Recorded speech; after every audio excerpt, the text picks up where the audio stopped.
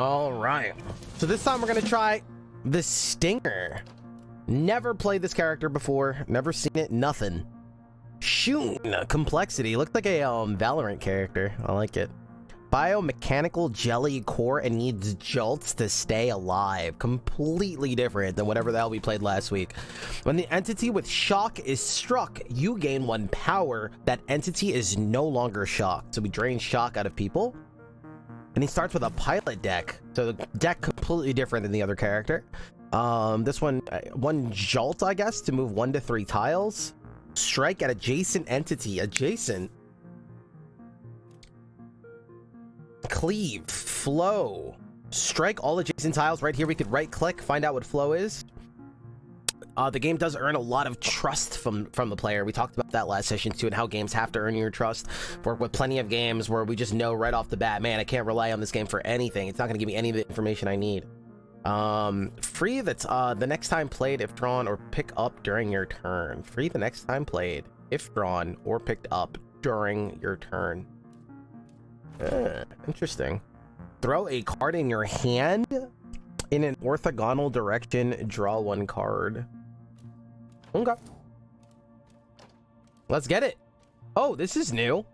Basic invaders only. Can chrono break. Can chrono break.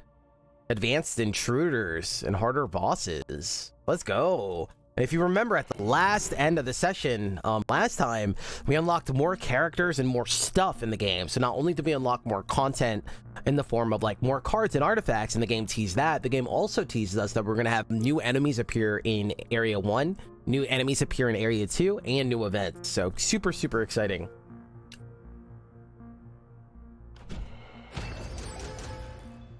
We get a gift. Shock any entity. If you do, draw the top flow card in your draw pile. Swap 2 entities and refresh tactics. Shuffle your hand and discard into your deck and draw 5. Purge this card. Let's go this one. Let's try to go flow or something. That sounds cool. Beijing Final Stand. Kind of want like made up places. Upgrade or card? Let's go card first. Here we go. Oh, let me move my cam.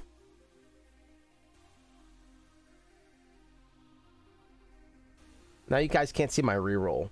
Let's go bottom right. How's this one? Xeno tilt? You know what? That should work.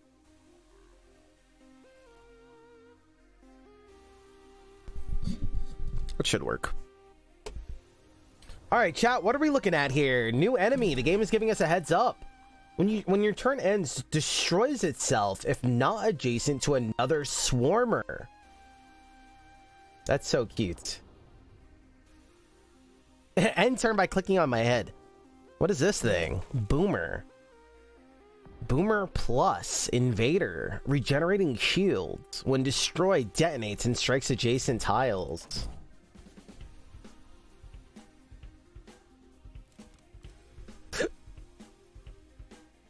All right, let's get it. Do I have Jolt? Battery pack. When you are out of power, spend 2 battery instead.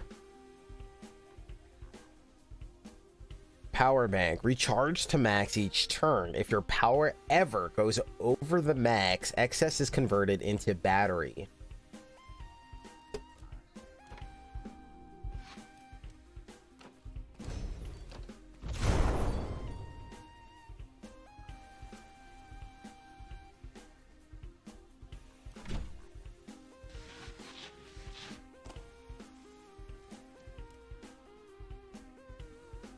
Strike all adjacent tiles. Shock any entity. If you do, draw the top flow card in your draw pile. Throw a card in your hand in orthogonal direction. We can go here. Stab this. Oh, I thought they're gonna destroy themselves. Oh, they are, I think. And then we throw here.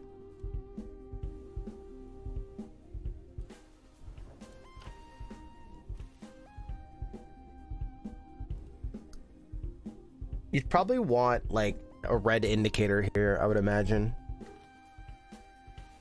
Or that just did not do what I think it did. Okay. Wait, throw a card in your hand in orthogonal direction. Oh, this is strange. I see. It's just being very picky. Yeah, this is a little bit... I mean, I'm sure it's obvious, but this is a little unorthodox. I see what's going on. Working on it? Yep. We don't have to go to... Oh my god, the card is actually sitting there! I was not expecting that. That threw me off guard. That's funny. So we still have 2 battery. We can go over here and flow. I'm guessing this electricity is showing us who has jolt or something. I can't kill this guy anyway. I only have 1 attack, so I guess we'll just sit here. That's so funny.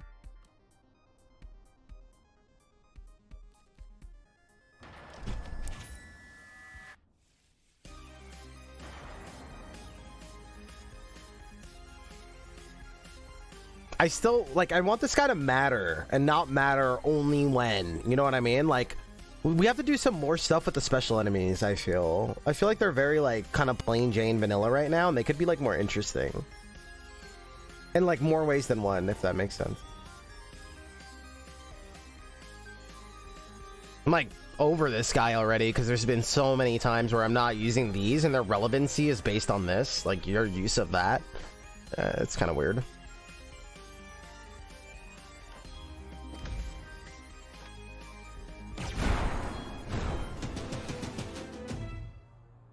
Had some problems, can be discussed. Yeah, we'll have to talk about it. I feel like there's a lot of cool ideas there that we could really deep dive into, and like probably even take inspiration from like different classic arcadey games that have like enemies that kind of like not pay tribute, but like there's like iconic arcadey characters that have like very cool design that like maybe we can even toy with. I don't know. Anyway, drop a card as a pickup. What up, Federico?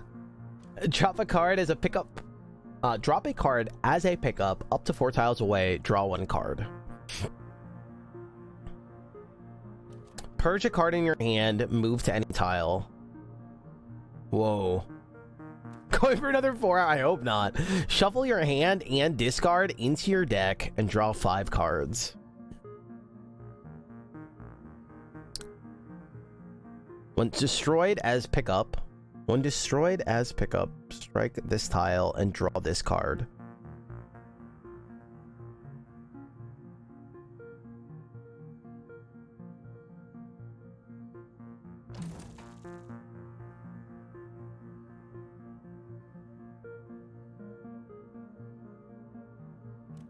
Oh, so if we leave it there and an enemy moves over it, we get to draw a card. I see.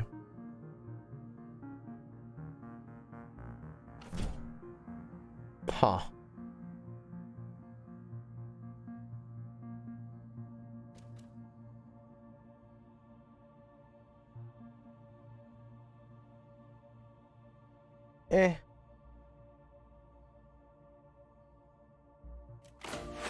We'll just take flight. Card or artifact. I do think we need some cards, but it's fine. Maybe we'll get like some direction. Here we go. Shocked.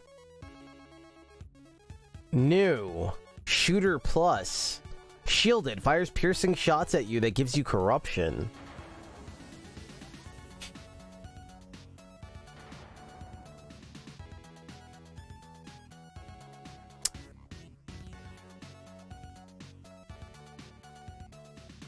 Yeah, trap seems very I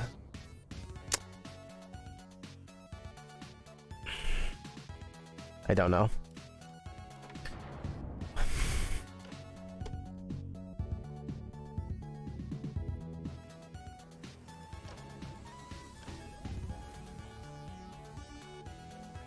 Well, this is scary.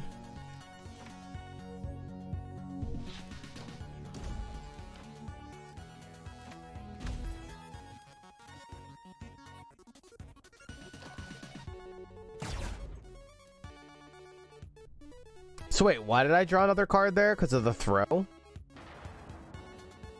now we're out of battery, so theoretically I can't move, right? Oh, I have one more. Kuna has a draw. No, my card!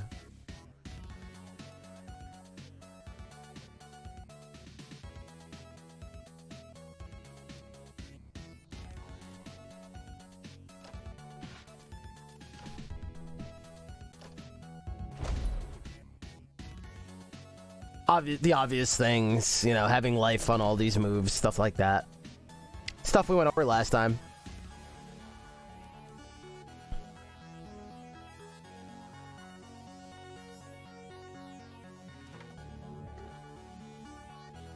What is it? Shock any entity. Then I need to move again, which I can't do right now.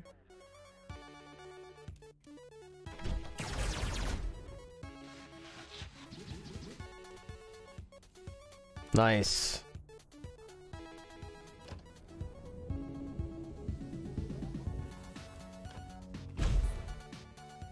So I should have charged up my battery, I think. Question mark? Ninja over here. Kill this guy. We need more attacks. Ninja over here, but they're gonna move down here next turn, so we'll just move here. See, look, we're moving faster.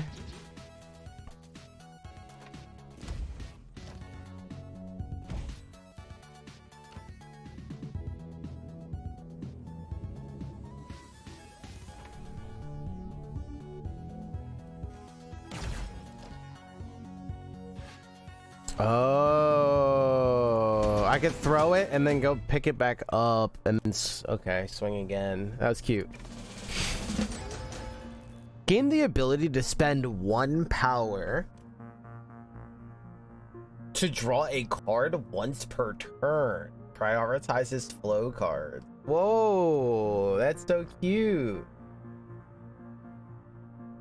Razor sharp. I like that it's like adding literally a mechanic, like it's adding something new, not powering something up, not giving damage. It's like literally giving us a new ability or a new gadget. I think that's really cute. I think a lot of games actually, because Slay the Spire came around, so then everybody that's making that genre like turns their brains off or something. I'm being dramatic on purpose, but yeah, I think the idea that like artifacts are not only things that are just happening, but things that you can like interact with is like such a cute concept, and it's not like played with a lot. Cards that you throw pierce through the first entity. Huh, that would have been good, I guess, if we took that trap thing. When striking a shocked entity, you get a battery instead. Is there a cap on my battery? Does anybody know? It didn't say, so I'm gonna assume not.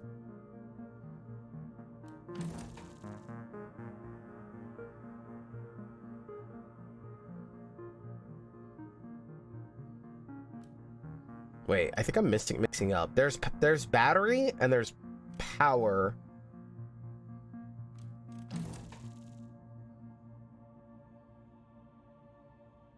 Battery is stored for when I need it, I think.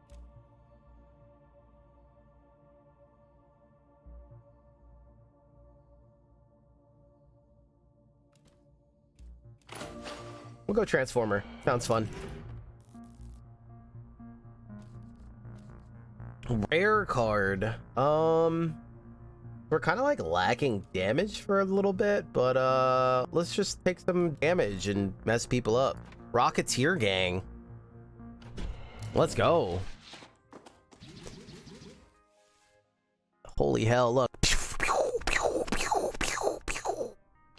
It's also letting us know, hey, this is new. Strike target and adjacent tiles. All right. We could probably get them to hit each other, I think. I kind of want to like get in between them if I can help it. We have cleave now, which doesn't help. And we have more like flow things, so like, oh, that's so cool. Yeah, I think we want to like get in between them.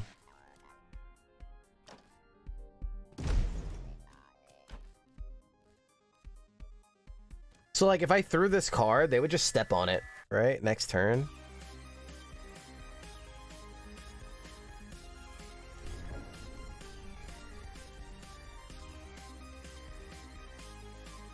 I think. Not worth it. You also get to draw a card, though, if I do it. Interesting. At what cost?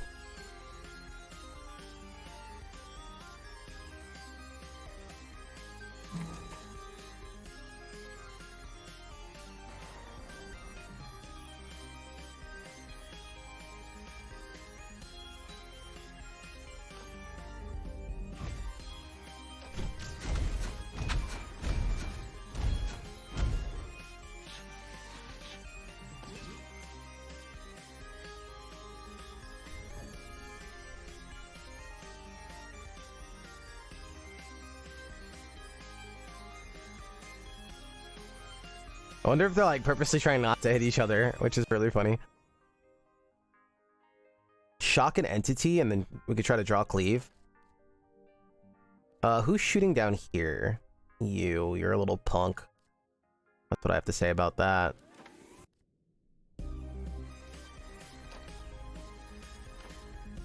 Oh, the other card is still in my draw pile.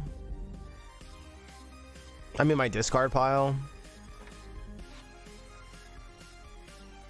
So we don't want to gather this stuff if we're not going to use it. Am I understanding that correctly? Because it's not going to my battery. It's going to my current... Like, you only want to, like, start gathering this stuff if it's going to go into your battery if you're not planning on using it, is what I'm understanding.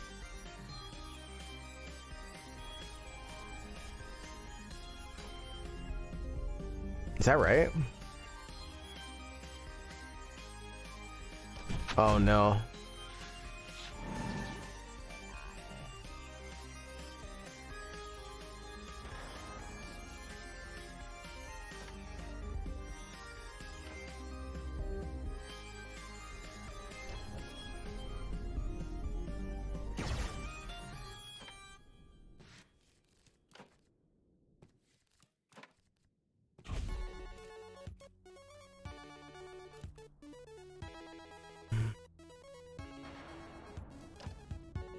Uh-oh. Whatever. I can't get that guy.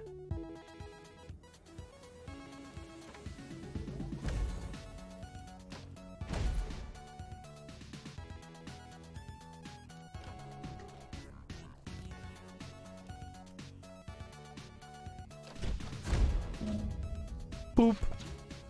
We want to do something with the Doom effect, too. I think we talked about that already, though.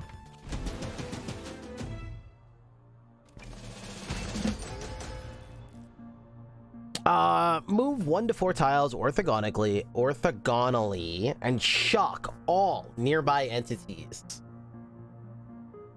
Move and shock everybody? Oh, you could jump over people as well?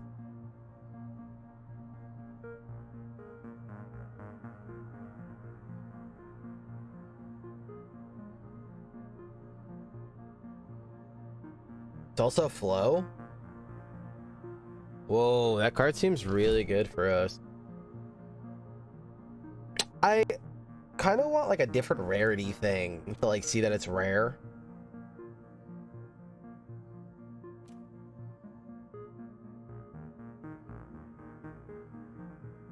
Working on it. Drop a card as a pickup to 4 tiles away. Drop a card as a pickup up to 4 tiles away. Draw 1 card. No. Choose a shocked entity, strike it, and push all adjacent entities.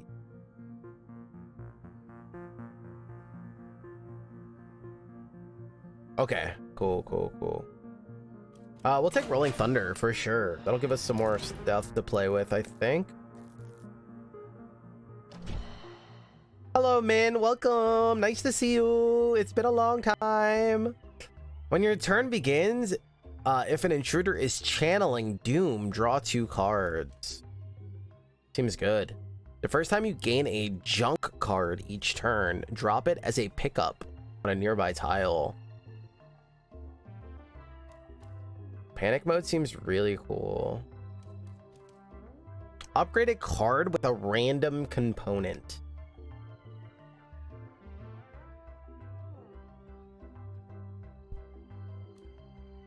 strike an adjacent entity. If they were shocked or shielded, strike all entities in that direction.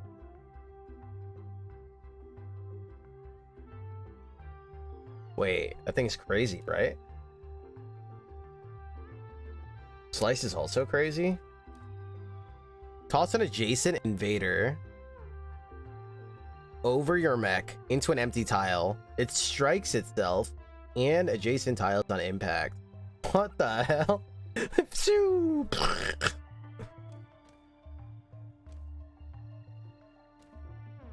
is like all my money. I think we're just gonna buy some card.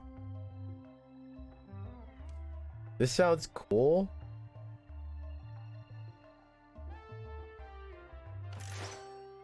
A lot of these sound really cool, but I also want to remove. I think I want to remove one of the movements.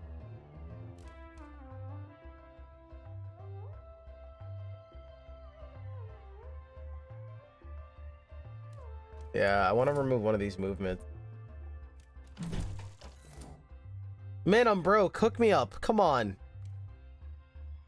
There's a lot of good stuff in this store. The Shambler, chat. Here we go. We're moving quick. We're moving quick. What the mook is this?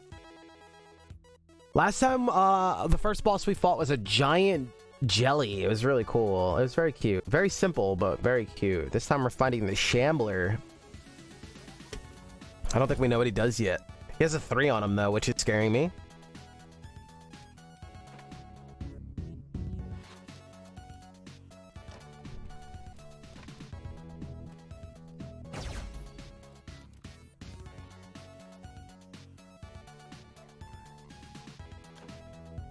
So I'd imagine we want to like move here and then Rolling Thunder like here.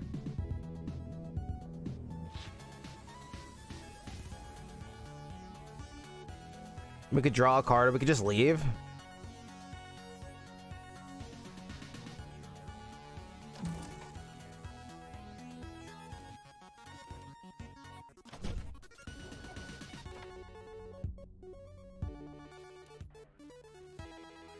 Well, I can move, but then I can't swing, right? Or is this free? Oh, it's free. Ah! Oh, is every time I hit him, he's gonna deploy, and he's gonna deploy 2 more times? Maybe? Question mark?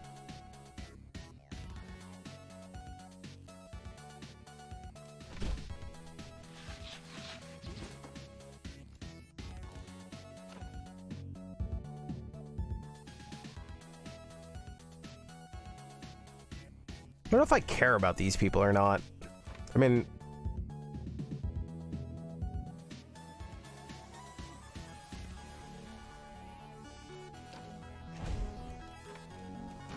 No, I did not mean to do that. Cancel.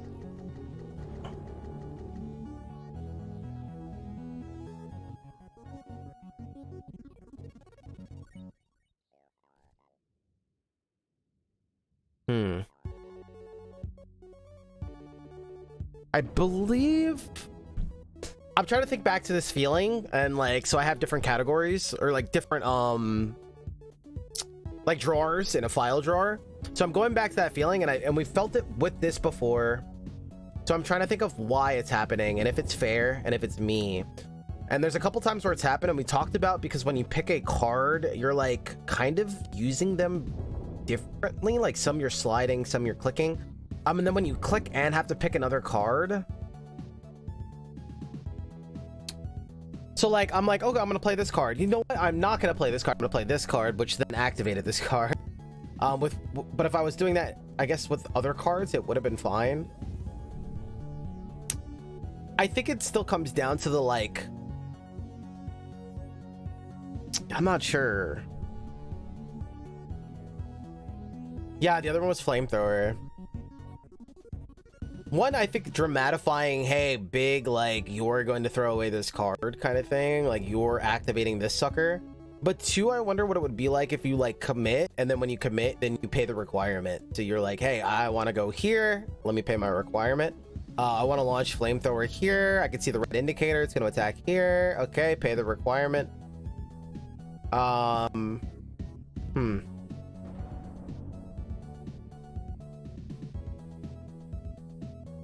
I'm not sure. Something to think about.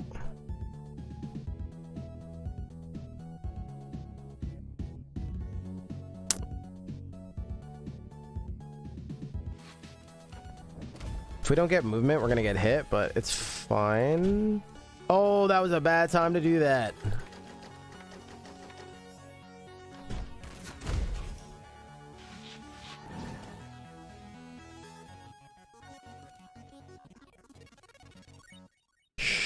Strike an adjacent entity. If they were shocked or shielded, strike all entities in that direction. Damn.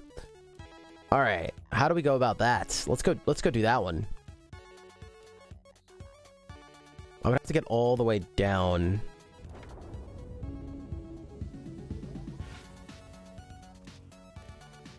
Or we can get in here.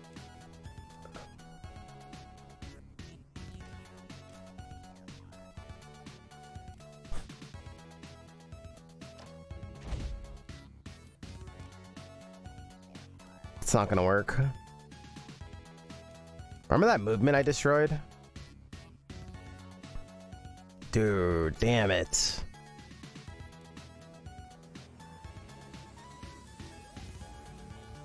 I mean, we can redraw and try that.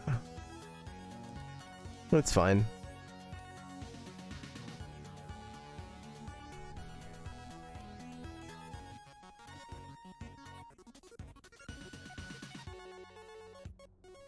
The draw ability would draw the thunder. Oh, because it prioritizes it, you're saying? But then we can't attack. What does that do for us? Wait. Oh, but it would be free, I think. Oh, it's all coming together. I think I want to go here so I can try out this move. Wow, that's cool. Wait, so if these guys were these guys shocked? No, just him? Huh.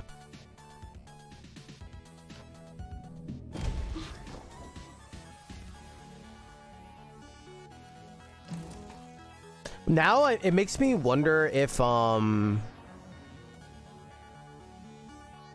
there's an easy way to see what it would pull if it is kind of deterministic, or if it would just pull flow.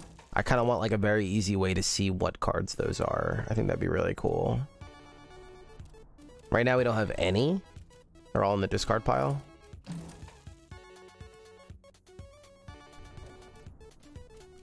Yeah.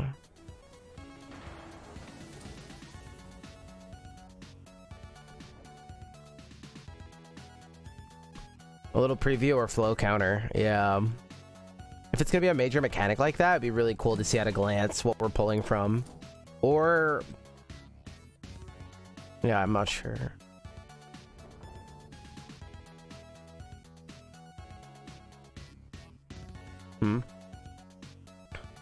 I mean, this is not in order anyway, so you could also like make sure that all the flow cards are next to each other in the screen. Like, always just put the flows all next to each other too.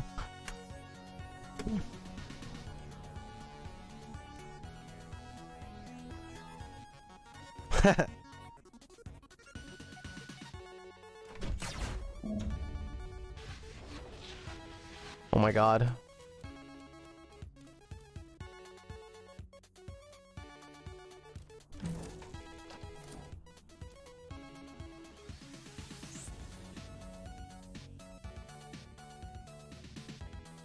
All right, chat, what are we doing here? We could jump back here. I don't know what that does for us per se.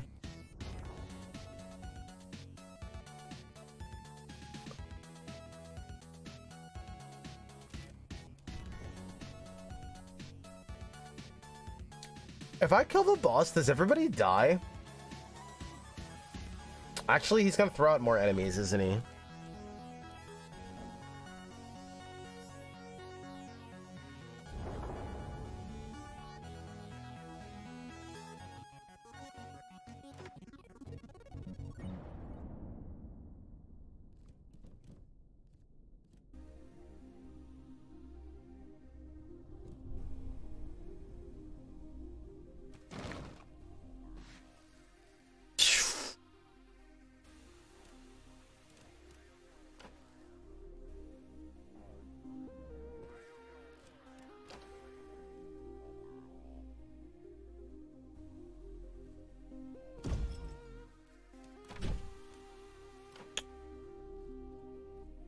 think he's gonna draw, and I'm gonna be in a lot of trouble. Wait, I thought I just shocked this guy. Did I not?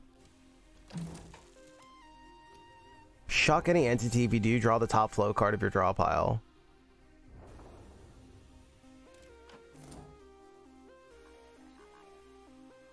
Oh, I guess I did already, and then hit him.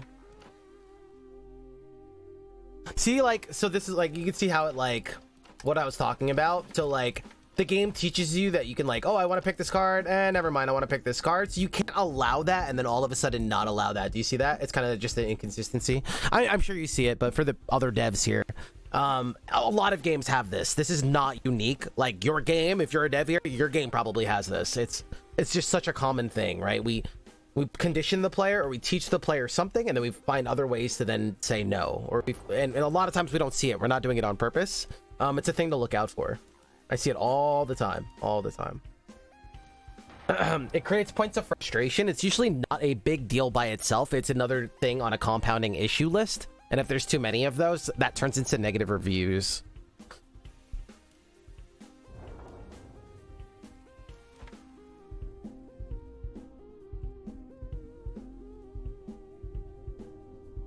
I'm pretty sure this is going to summon people, and I'm going to be in a lot of trouble. Oh, one means I'm not going to summon. I wonder if it should just be at 0. So it should just go 2, 1, 0. I don't know. On your third turn, gain 3 battery and draw 3 additional cards. Whoa. Do not discard the first. Oh, dude, that card was really cool. You can, like, double play the dash. I feel like on this character, that could be very potent.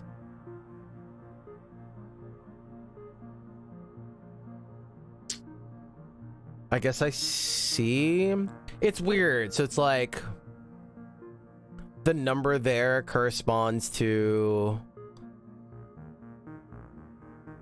so it's like 3, and then he spawns enemies and goes down to 2. So then 2 spawns enemies, goes down to 1, and then 1 spawns enemies, goes down to 0.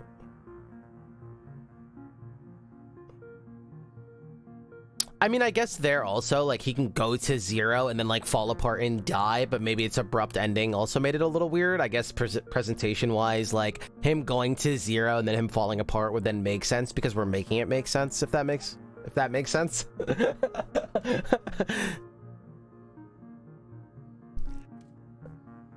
Yeah, I guess one more strike to kill. Interesting. At the end of the turn, for each entity with shock, remove shock and strike them. What?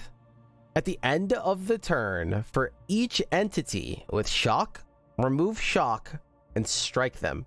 So just hit all the enemies with what the hell?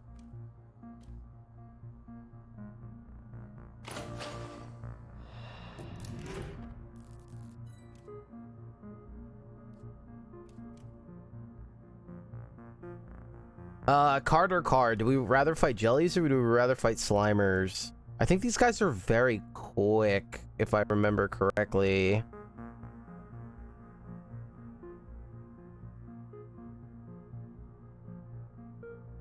We'll also do well with shielded.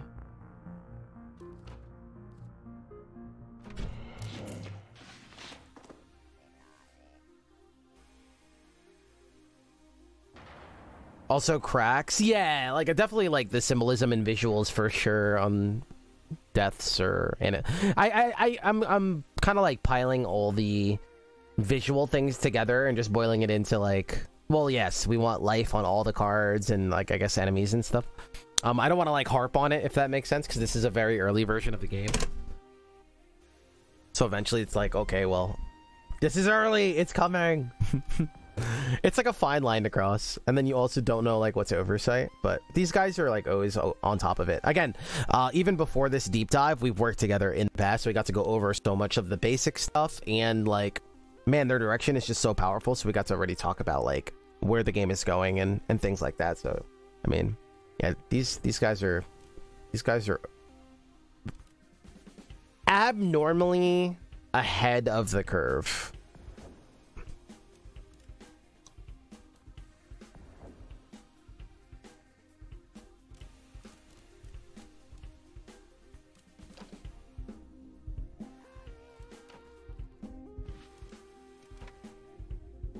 I like how it shows us there. It's really cool.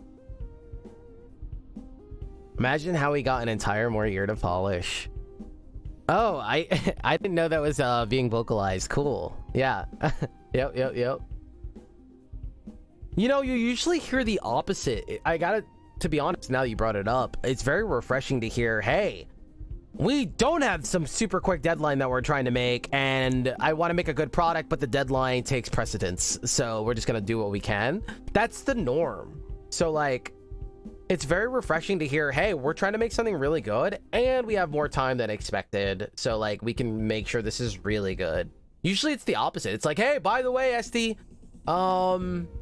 I kind of want to get this game out, or this version out, or a demo out in a week. Can you help me? And it's like, I mean, I guess we're making a microwavable at this point. You're trying to prepare this lavish dinner for your guests, but you're asking me and giving me time to actually just heat up some stuff in the microwave. So, I mean, sure, let me just, you know, it's like, well, I can work with what we got, but we can only do so much.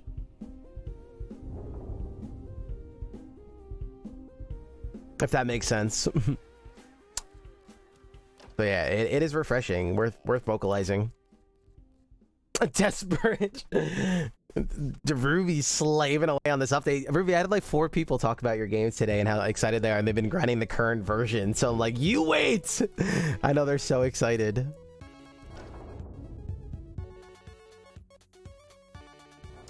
Do we want more jellies?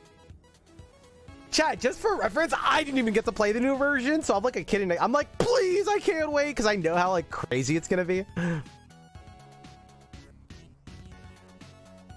New fears are starting to settle in. Well, make sure you shoot me a DM. December is Tiny Rogues month, right?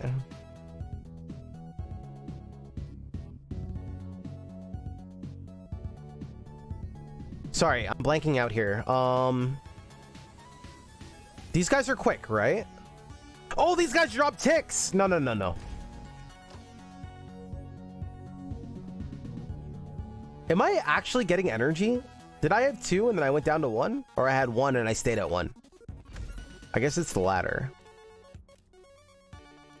So we could draw a flow card, and the flow card would be free. And then if it is cleave, which we don't know, it's a 1 out of 2 chance, I'm assuming. Nope, it's a 1 out of 1 chance, so we're going to guarantee get that. And then we strike these 2, so then we get 2 mana. Or power. But then I'm not utilizing that power. So let's not. We need card draw. Oh wait, these guys are going to get electrocuted.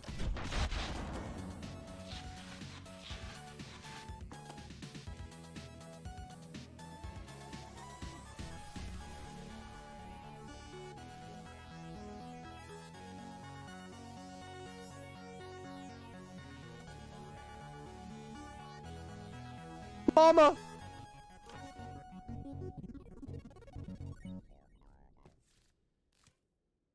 So if I strike these bombs, bad things happen to me, correct? It's not really showing me.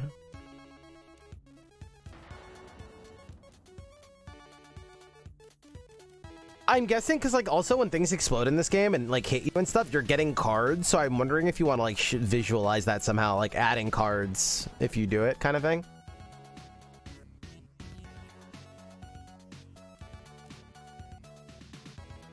Right. Cool. Jot that down. Chat, you're taking notes, right?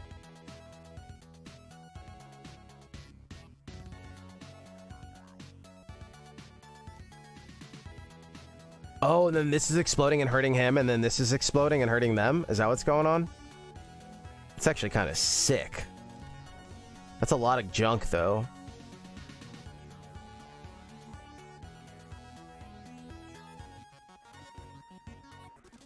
I mean, we could also leap out, throw this. This guy's gonna get hit no matter what, but this is a big cleave.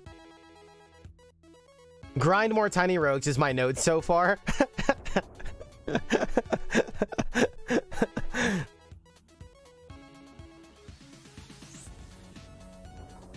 So the cool news is that like most devs say, oh my god, what if what I made is not good? And they do that a week before release when they become vulnerable.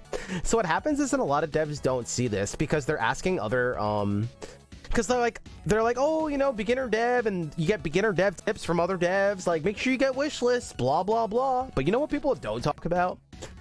I've been doing this for a long time, and they're not telling each other, hey, you're very like comfortable and safe when you're a new dev and you're in the beginning and you're cozy and you're learning, right? And you're in the comfort of like your own shell, right? And whoever you want to talk to. And they don't talk about how vulnerable you're going to become when you start worrying about, is your game good? And now I'm getting it ready for release. And now people are going to be looking at it and I'm exposed, right? They don't talk about that.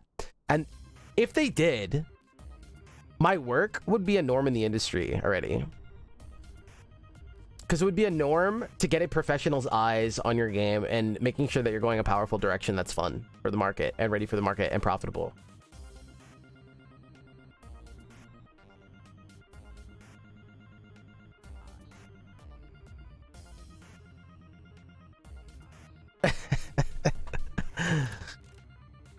I think this is worth it, so I'm just gonna do it. I don't know if it was worth it, but we did it. These guys are like pretty nasty, so I think killing them has a certain merit.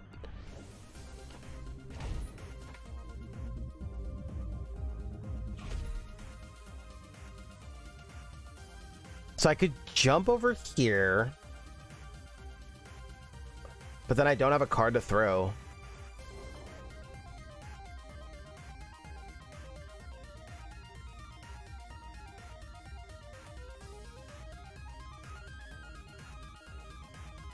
No publisher can stop me.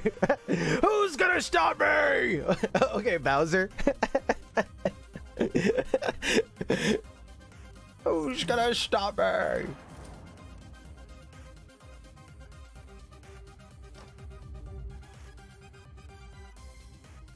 If I throw this, this guy's gonna step on it, and it feels bad, man. Do we do it anyway?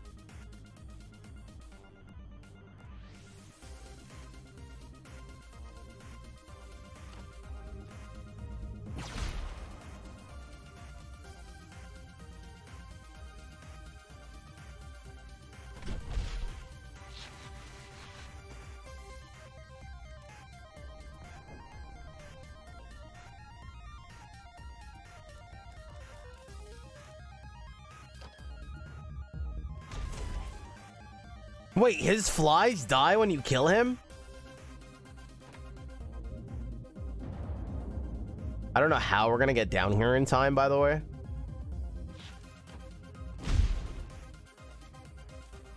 Oh, wait, let's just throw the junk at this guy's face. Oh, you do get bonus points at least. Okay, that's cool. Dude, I can already see the visual thing, man. Oh, the number. I want like a wave, like the first number, and then the rest like follow suit, like, right? Like a, oh, thinking about it gets me hot, actually. You won't like me when I'm hot.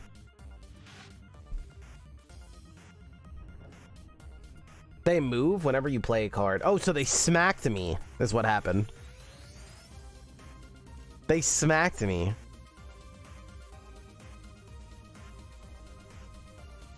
Oh, I don't have a... I can't... I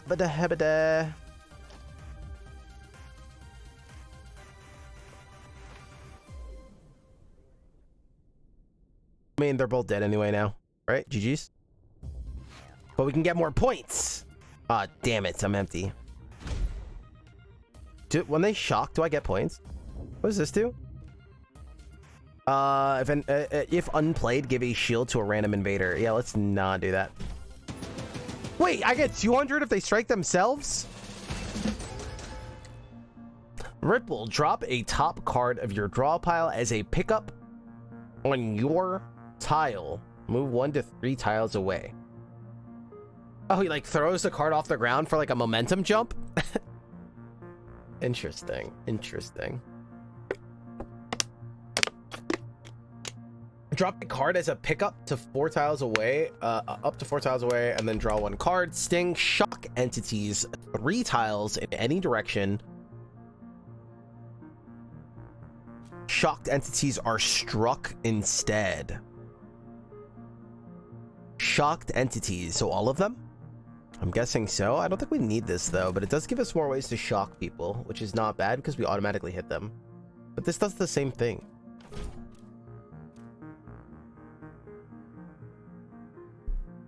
I don't know, chat. Is it sting or skip or reroll? Reroll.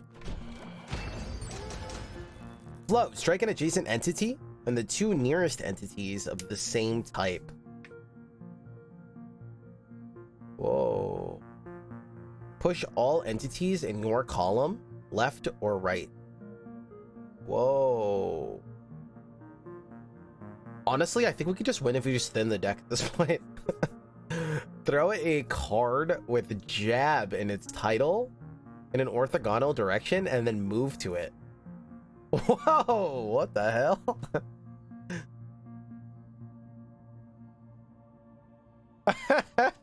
That's funny. Jab, okay. It's an offensive movement card. That's pretty cool. Tractor beam sounds really, really cool with flicker jab. It seems really good with flicker jab. What do you guys think? It's slow. It takes some setup.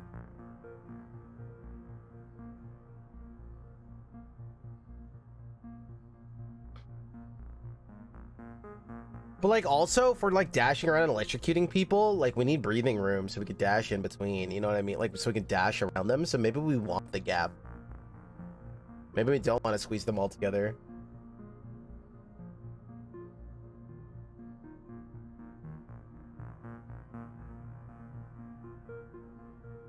Or we could just take Spirit Jab and call it a day. Spirit Jab seems really good. Like really, really good. I don't know. We need to thin this deck. That's what we need to do. Where's Min?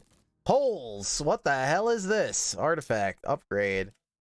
I haven't been going for upgrades, so I don't know how interesting they are. We keep getting artifacts instead.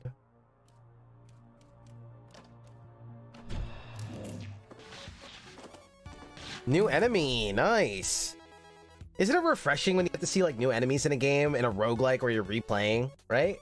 And I know that's like, well, Esty, it's kind of like an oxymoron. Like it's like, well, of course you're playing a roguelike, it's emergent, you're gonna get new experience. No, that's old school, right? New school roguelike is like the same exact game, but you have like some meta thing that's like replayability or something. Like,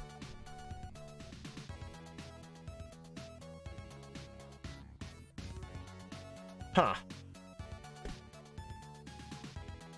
When your turn starts, spawn web on adjacent diagonal empty tiles. Dude, this guy.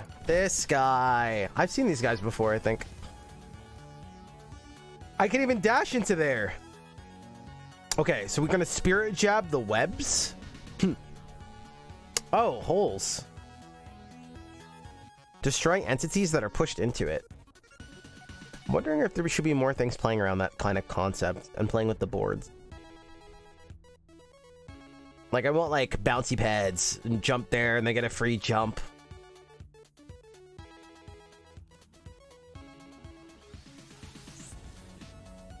Wow.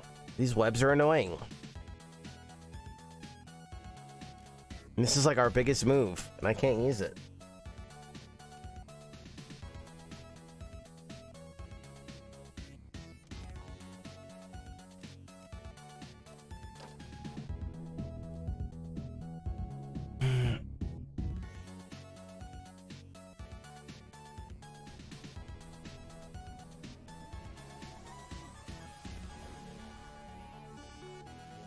Yo, another dev hype. Yo, Misfits, can we get some warm welcome for all the devs here today? We have like 15 like top caliber developers in chat. Like, Did you guys see like where we've come? Like remember starting off and it's just like way pre-game doctor, like 5 years ago, 4 years ago, and devs just started like enjoying hanging out here just because of the pure variety, and like now we get to like coach and talk design and like remove blind spots. What the hell happened? Dude, why is this first hand so bad? Or like, it's not the hand, it's the except me. So true. So true.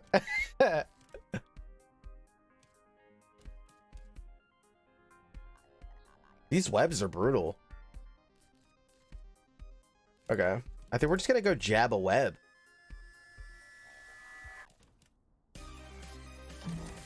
Wait, you know what we could do is we could throw the movement card, jump up here, punch him, triple kill. Oh. Oh, what the?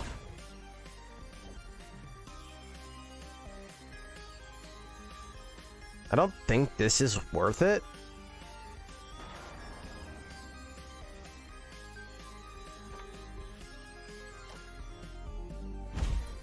I mean, the spiders are dead. Imagine, like, we killed this one, and then we could, like, sneak back here and shock all of these people. That would be sick.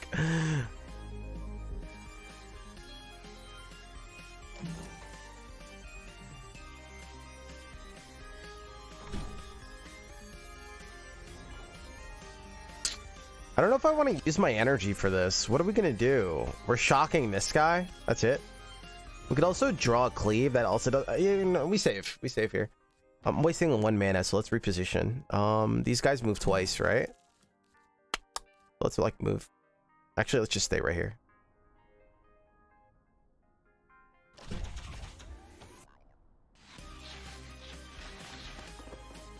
Love y'all, man.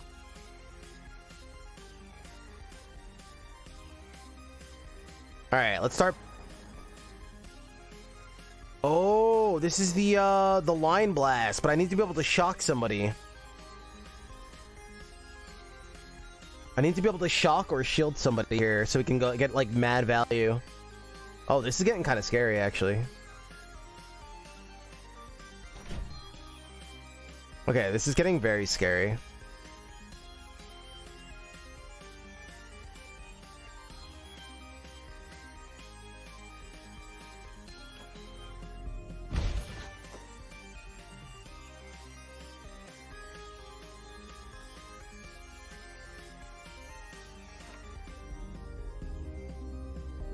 This guy's gonna die, right?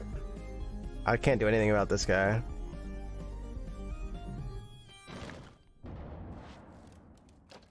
I mean, that's good value, right? $500. Dude, wait till you guys see the new, like... Woo! It's gonna have so much more life here.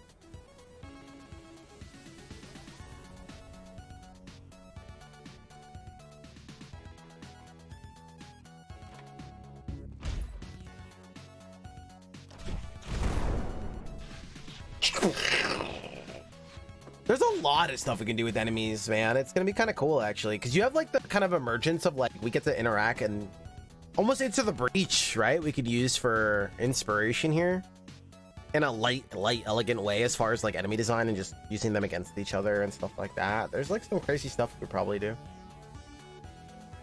You know what other game could inspire here? One of the greats. Oro. Why don't we bring up Oro? That game has phenomenal enemy design with like pushing and interacting and using them against each other. I feel like we could really derive a lot of cool enemies from that stuff. All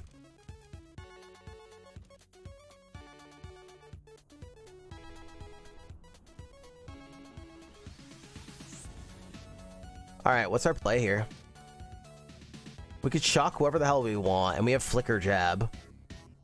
So we want to get down here and then flicker jab, and this is not going to be easy. We might have to just do it from here. That's so unfortunate, though. If we can get here, like, we are hard chilling. Wait a second, wait a second, wait a second, wait a second. Do we have another flow card? We do. Holy fudge.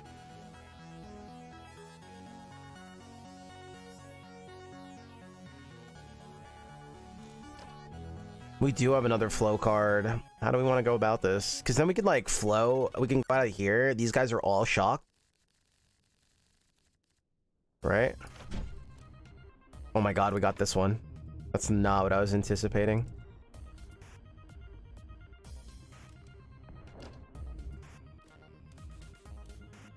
It's fine.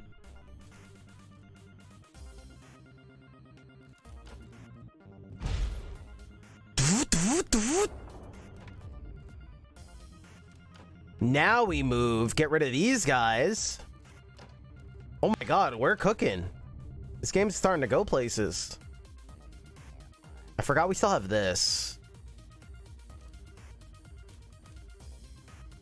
Oh, this is not the punch. Wait, okay, shock. Shock and awe. Ooh, hold on, I'm grooving.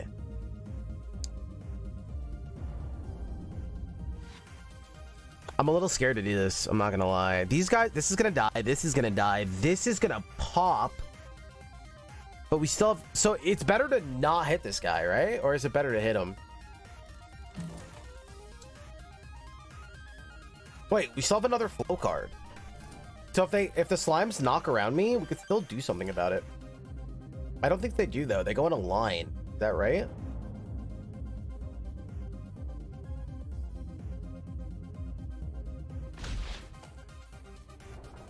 Wait a second, wait a second, wait a second, wait a second. If the slime gets across, it's 3 hits, but if you hit him and it's 3 slimes, it's still worth 3.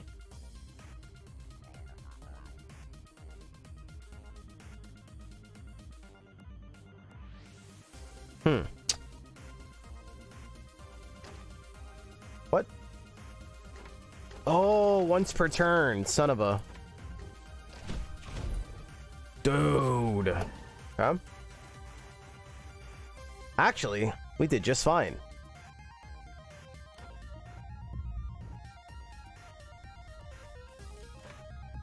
I could double strike here, but if I can't draw a card, I don't, yeah, we don't need to take this doom.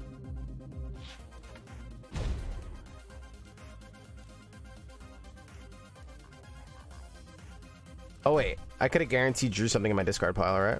My bad. Whatever.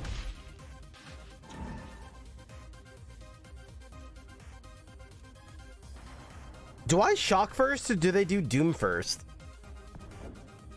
At the end of turn. They don't give doom until their turn, right? So I would hit them. Player's favor. Cool. I guess we could just leave that guy then.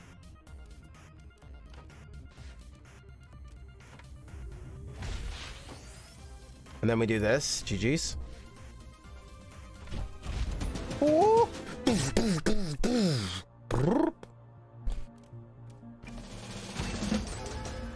Entities pushed can collide with the edges of the grid. Damn, that could have been fun. Especially if we took the one that like pushes the whole row over, but we didn't. After an entity is pushed, and this is the kind of stuff that we want to see, like depending on the amount of stuff here, where it's like, wow, I can cook up some really cool ideas with this. Remember that other card we saw? Oh my god, that would be so good here, right? And so when you see these like different branches in a roguelike, right? When you see these different branches that you could have went down, and like, hey, I could think of some really cool stuff to break that, or that one upgrade I saw, or if I upgrade this card and then do this, or whatever, that also adds to replayability because you're inspiring. And you're inspiring, and when you inspire the next run before they even get to it, right, you're already putting the ball in your court, right? That's where replayability comes from, right? It's inspiring, it's fresh. After an entity is pushed or pulled, shock it if it didn't collide with another entity. Wow. After you play a junk card, make the most expensive card in your hand free this turn. I mean, these are all kind of whiffs. I think we could take this just because we're going to be going base with people and probably getting hit. Then we could play a junk card and still get some value. We need card draw. We could also just re-roll here, I guess, as well.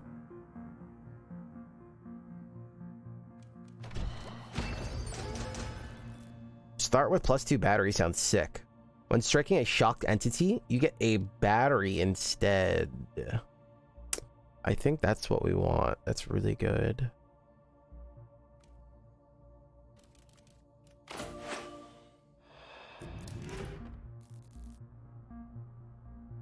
I'm wondering if we want to like show artifact.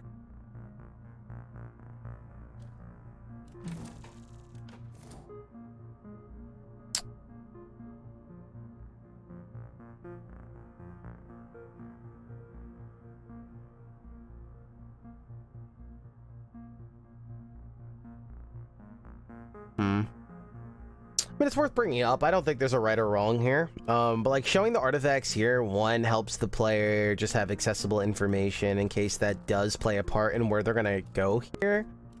Two, it helps the viewer and visualization. It has the information of like what we're playing around. I guess to what extent though, because you're not like showing them cards and stuff. And then three, if we like draft an artifact, you could have it like fly up here and like get in line, which like adds to the satisfaction of like inquiring instead of going in the deck like any old card. And again, I don't think there's a right or wrong here, but cute idea.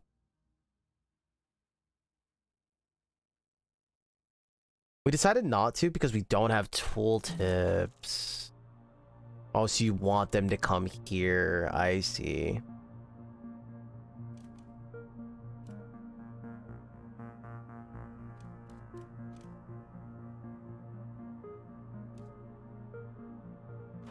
Makes sense.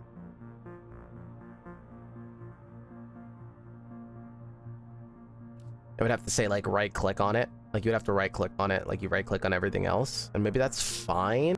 You just have a pop-up that says right click me. I mean, I guess there is still a way to do it. It's just a matter of if that feels good. And then if you play with controller, how would that work? You probably just like hold left bumper or something and it puts your icons over here. The same way you would hit this, I guess. Yeah. Right, yeah, no, I get why you guys did it.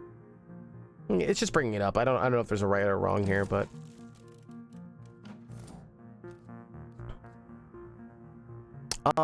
Antarctic base code red. Card or card? Let's fight. I'd rather not deal with these guys again, and we're getting a card either way. You know, messing around with rerolls on this screen is really cute as well.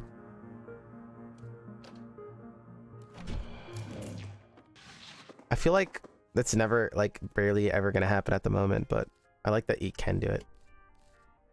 What the mook are these guys? Shielded, immunity, shimmer. When its shield breaks, adds a shimmer to your discard and gain immunity. Little punks. How about we just hit them with one of these and we just make them disappear? Actually, does this... You can also just get rid of these guys. I think that's fine. I can't reach. I can't reach.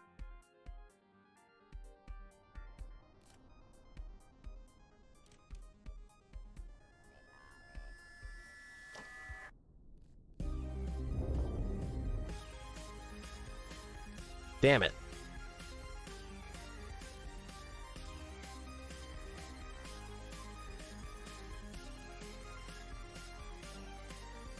We could draw and try to get the movement card. It's a 1 out of 2 chance, right? This artifact is really powerful. Oh my god, we hit! We hit!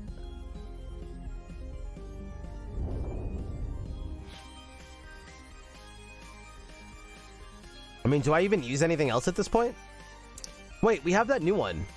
When striking a shocked entity. So now my next question is this counting? Does this count as a strike? Oh, it says strike them, literally. Like it uses the word strike. So I guess it counts?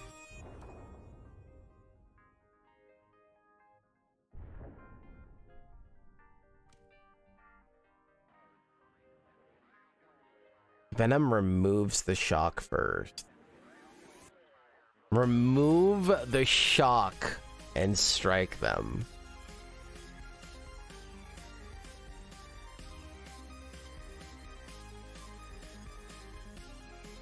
Ah, slick. All right, well, I got something else for them. Hajab! Again, the ripple, domino, quick domino.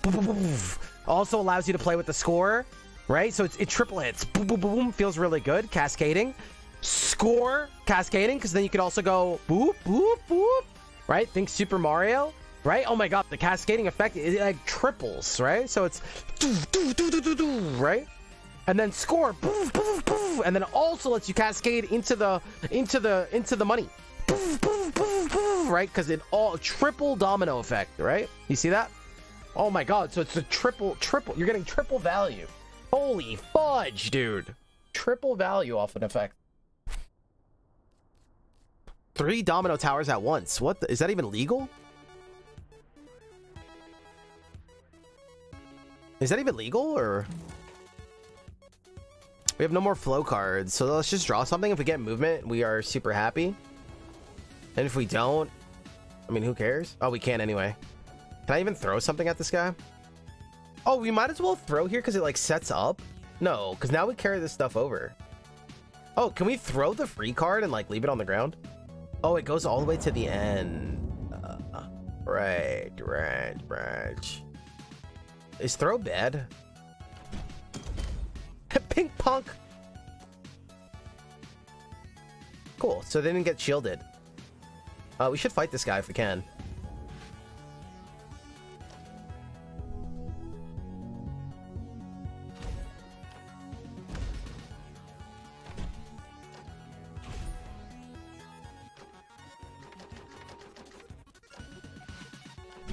I'm moving, baby. I don't know about you guys.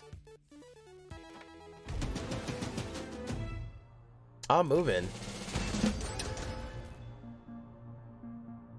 I'm wondering if we don't even want explosion sounds on these regular hits. I wonder if we want like arcadey sounds. We want fun sound. We want blast sounds on explosives and stuff like that. We want kill sounds just sounding good and just satisfying. I don't know why this is just now hitting me. Draw any pickup. Strike all tiles adjacent to it. Draw any pickup. Strike all tiles. Oh, wow. Okay, so that's where it's like all this stuff that you're leaving on the ground. You could turn it into like an AoE whip, essentially. Very cute. Very cute. Push any entity left or right.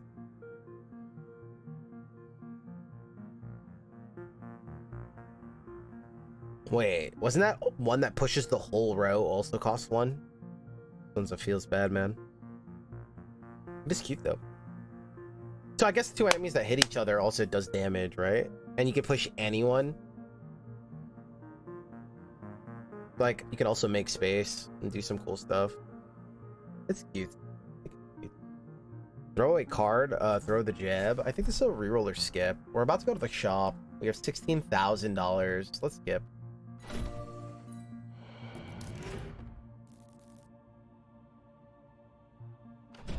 Wild card, baby. Hello. Sale. Choose a shocked entity. Strike it and push all adjacent entities.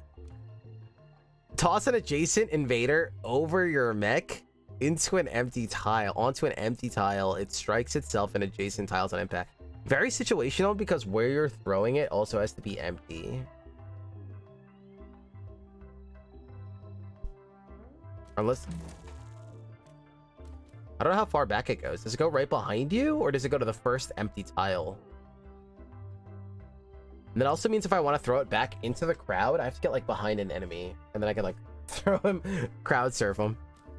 Bundle.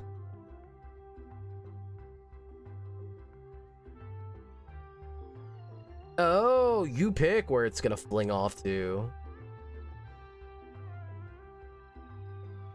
Wait, entire row or column? It doesn't just go behind you?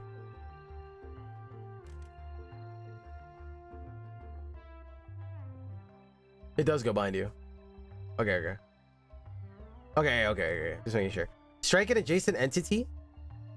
Spend 1 battery to punch with a large fist instead. What the hell does that mean?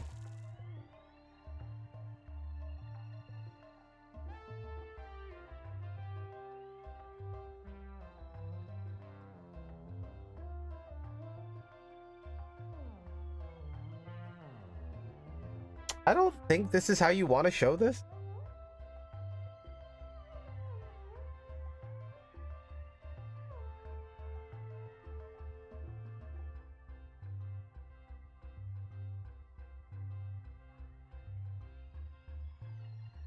So the way I'm reading this is an attack that's 3 tiles away.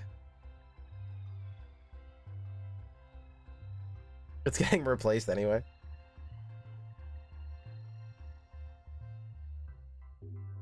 It's also the wrong image. Okay, that makes more sense. Like, what the hell's going on here? Strike an adjacent invader and push them 2 tiles. Strike an adjacent invader and push them 2 tiles. Left foot jab. Start with 3 shurikens as pickups on the grid? Holy hell. Throw this card in an orthogonal direction. Dude, more games could definitely play with this positional stuff. TFT did that in like this grid-based fashion where like putting an enemy, like you get a random grid space that like empowers the unit that's on it. Like TFT started that and the other games started adopting it. And I wonder if even like room-based roguelikes can start to toy with that idea, because one, it encourages movement and going in the room and not just circle strafing and like positional fun. And then 2, you can like incorporate things like going to grab a pickup to do something, or going to a space to do something. We don't really mess with that stuff. You upgrade it to flying kick. Shuriken, flow. Throw this card in an orthogonal direction.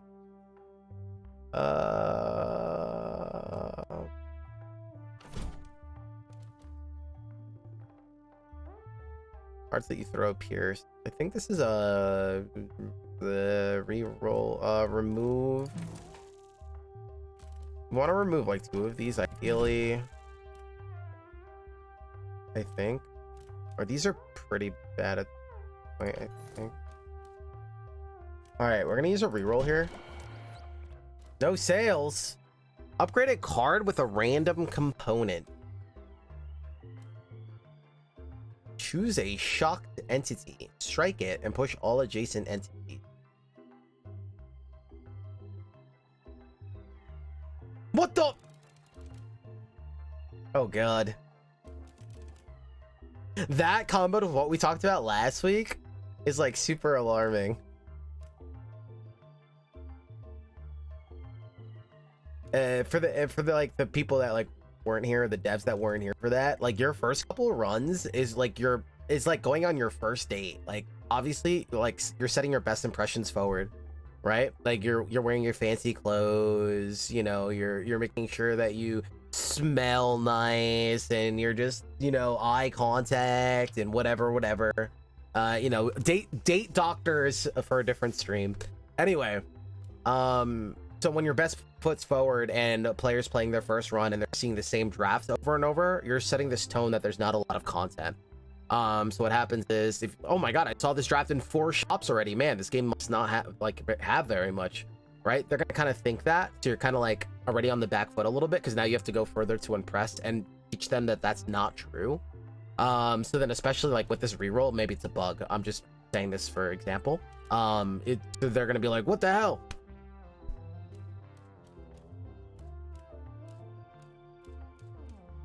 Spirit Job is so good. I don't think I mind having another one. This looks like the movie Nope. Storm Cell. Dude, that movie Nope messed with me. Holy hell. Hey, did anybody see The Killer, by the way, on Netflix yet? What's the director? Fincher. It's a Fincher movie.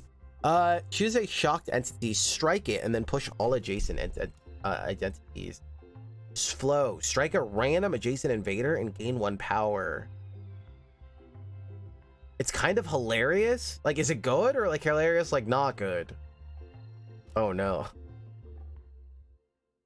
You would see it already. I should have just asked. I was hoping for better artifacts, but we'll take Spirit Jab and we'll take Remove. Is it Remove another jab?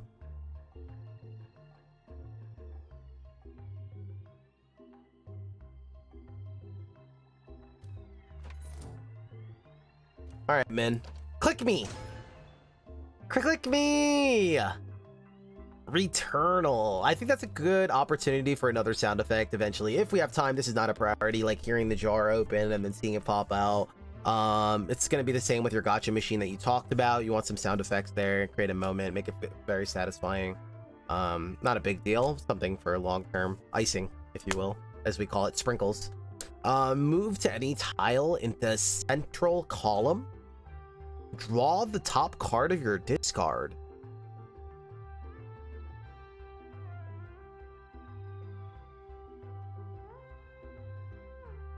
Returnal. Returnal is a very cool game. Chat, yay or nay? We didn't, dude, we just removed another strike and not a movement card and then found this. Damn it. I love this unlock system, by the way. I think it's very unique, familiar yet unique, and very like fresh and fun. It's very adorable, and I like that it doesn't, it's just unorthodox enough where it's like pushing the industry just a little bit. Not reinventing the wheel, but hey, we could just do this better. And I think anytime you can create stuff like that, and trust me chat, or trust me like devs, this is 90% of your development could be that way. Hit the standards and then find elegant ways of like, hey, I can make this idea better. Hey, it looks simple, right? We can do that in so many ways, but yet somehow a lot of times we don't even hit the standard, or we take the standard to make it worse. It's very strange. You don't need to reinvent the wheel a lot of times. Just take what people are doing and just do it a little bit better. So for instance, this one is like, hey, you can invest money into this to work towards an unlock. Well, a lot of games do that, right? And a lot of times it kind of feels bad. You don't have the extra cash. I know there's one in Chrono Arc that I never get to invest in for a cat outfit because I never have the money or whatever because I'm busy using it on the run. So Min actually with every purchase just puts some of the money in there for you. Wow, it's like revolutionary, right? Just a cute little idea that works in the player's favor, right? It's that simple, and it feels so much better. It's like, wow, that's really cute. After you make a purchase, I would even go as far to show some of the money falling into there. Really dramatify that a little bit. I think you do show money popping up, like have it fall in there. You probably don't do that because then you need like a physics system or something, right? I don't know if there's a way to cheat it.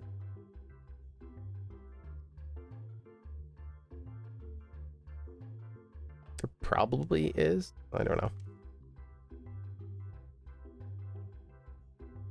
It's neat. Wait, Fee, are you into film as well?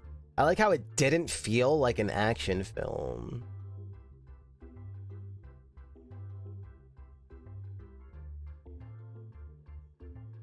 I just got the physics system working this weekend. Wait, why are you putting a physics system in this game? I don't know if I take this. I think we could, because it could allow us to do like double attacks and like weird things. It's very weird. Let's just take it. Min offered it to us. I'm not going to say no. Like, we're not going to be disrespectful. Mega Blob in Area 2. Oh, maybe that wasn't the first boss we fought last time. Oh, no. The first boss we fought in the first area last time was the guy that had, like, invulnerability and you had to break the sides first. Right.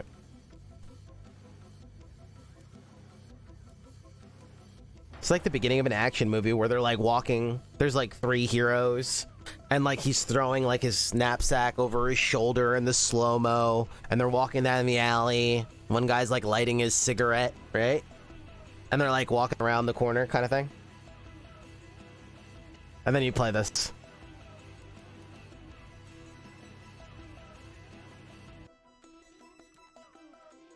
Damn, I drew this on turn 1? Reroll. Literally. Let's just get in this guy's face, dude. Whoa, other way.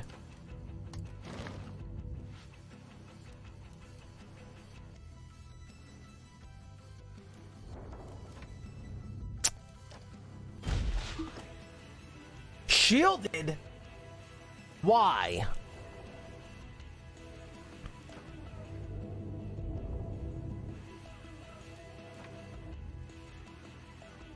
Is this even worth it? Why didn't he get shocked?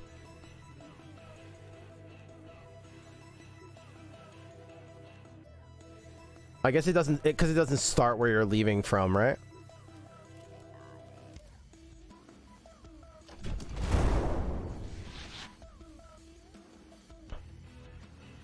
Wait, last card in draw pile. Wait, is draw pile in order? I mean discard? Because discard can be in order now that I thought about it. Wow. It's in order?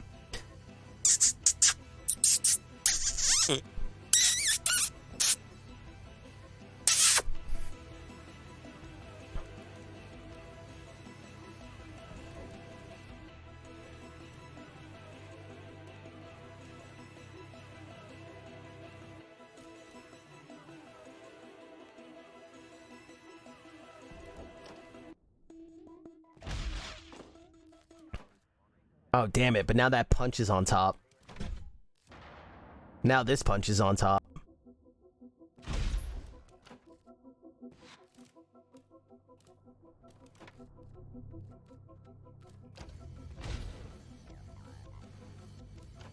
What happens if I'm in front of this guy? Where does he go?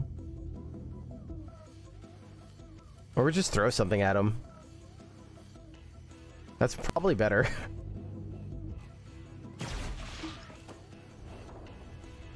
Wait, is he gonna blow up my card? Little punk.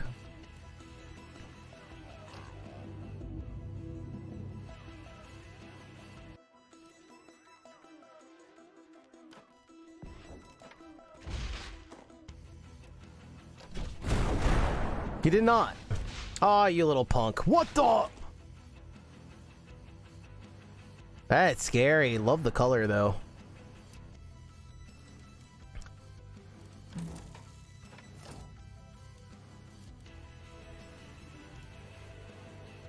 Love the color.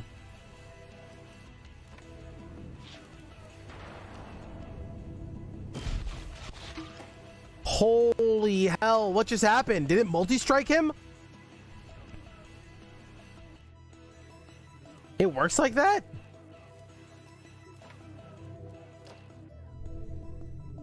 Wait, this is like really scary. Like we could go here, get, what's it called back? Flicker jab, shock him. Shock him, punch again, split everybody, and then how the mook do I even clean up? Wait, is this guy? Oh, he's glowing. Like, how do you clean up after that, you know? Like, I can't stay here. Otherwise, I would do it from here. Oh, this is scary. It's fine. I have infinite Doom Bar. It, like, literally doesn't even matter. Wait a second. Wait a second. Wait a second. Wait a second. There has to be something we can cook up here.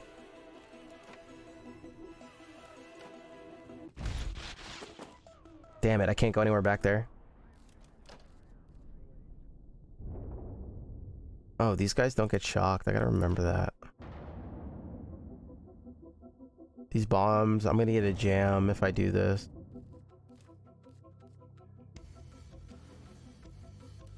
We could draw a card, discard a card. We could get a free Spirit Jab or Cleave.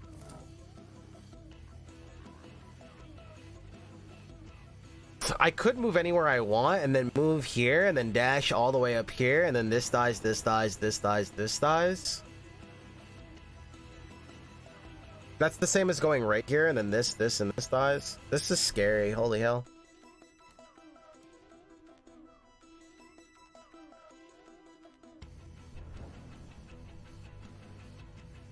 Wait, these bombs are also gonna blow up, so I wonder if these guys are gonna die anyway.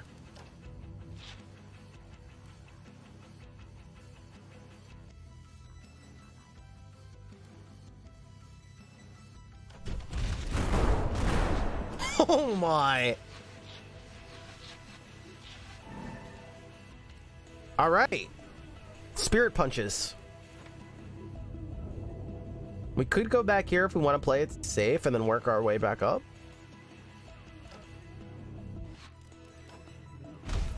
Well, we didn't even care about that guy, actually. Whatever. Yeah, now I'm stuck here. Esty, way to go, man. Way to go, brother.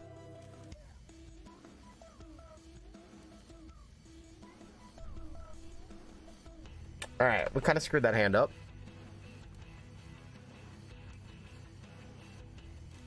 It's fine. Doesn't matter.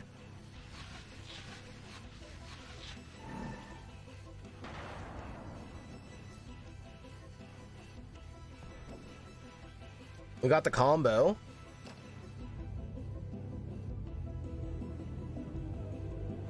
I don't have a top card played yet. We should probably get that first. So shock first.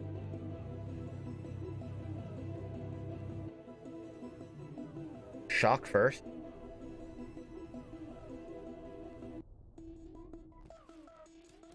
Then movement. This guy's gonna die anyway, though. So maybe we don't want to go back that far. We'd rather go here, I think. And shock. And then punch. And then punch. Or no, cleave. Oh, it shows you the ones. Oh, because it's the closest.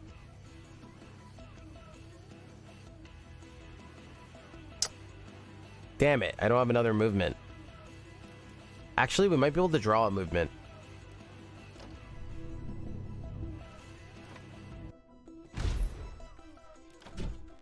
Oh my god. I'm cooking.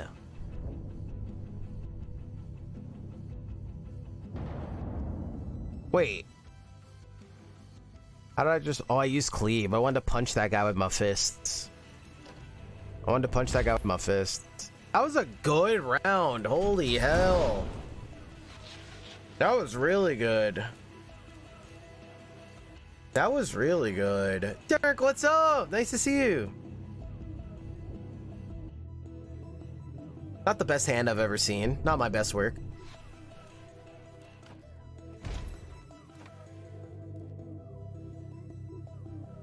Welcome to Melee class.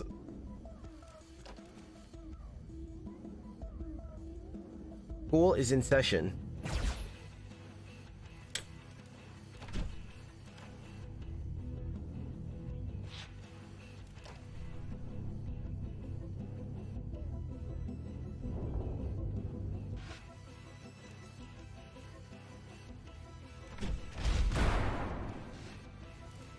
Class is in session.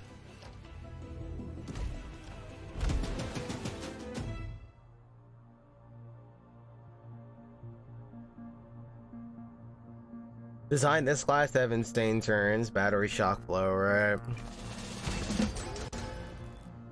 After you play a card with jab in its title, strike a random adjacent invader.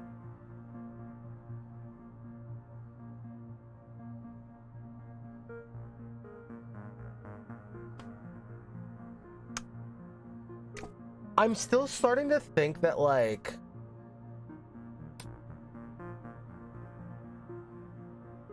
our upgrade system could be a lot stronger.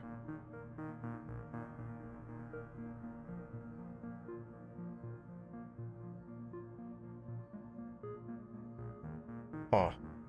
After you play a card with jab in its title, strike a random adjacent invader. Whoa.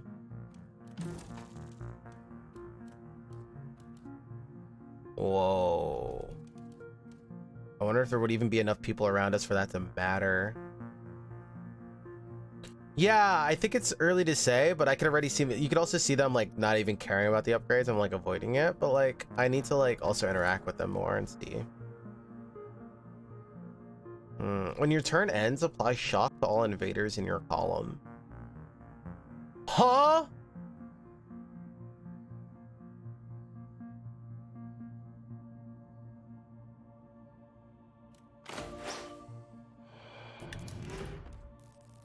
Speaking of upgrades, think we can just go here if we wanted to, but let's force ourselves to get an upgrade. Chats, we shock everybody for free. What the mook is this? When its shield breaks, starts an attack that generates 3 doom. Oh, that's scary. That's really scary. Thoughts on the current socio-economical effects of the current patch? What are you even talking about? What up, 8 of hate? 8th of hate. What are you saying?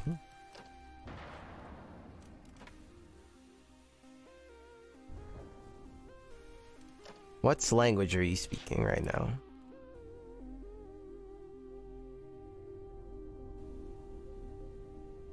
This is scary.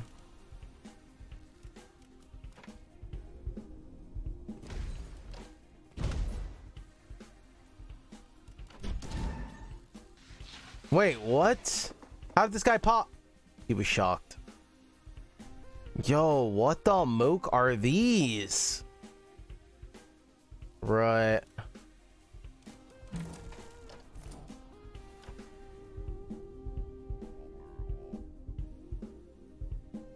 These guys are the run ender. This is the most threatening enemy in the game I've seen so far.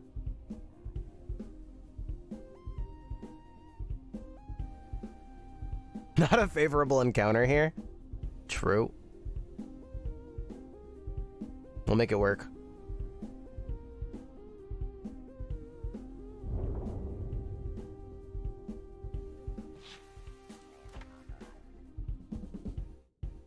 So wait, I'm gonna be shocking everybody, and then I'm like asking for pain.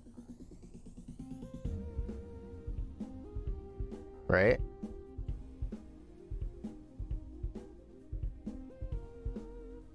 It's up to 4 tiles away.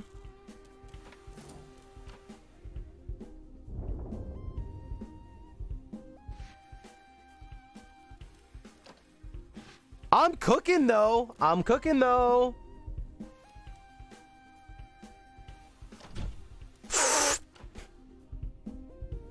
Okay, I have to actually be very careful because it's gonna hit the nearest ones. If I spirit jab this guy will be dead, but then it's gonna hit this one and this one, right? So that means this guy's gonna break.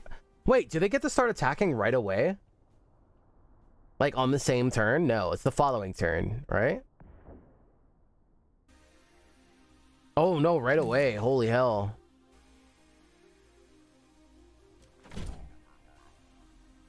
Okay.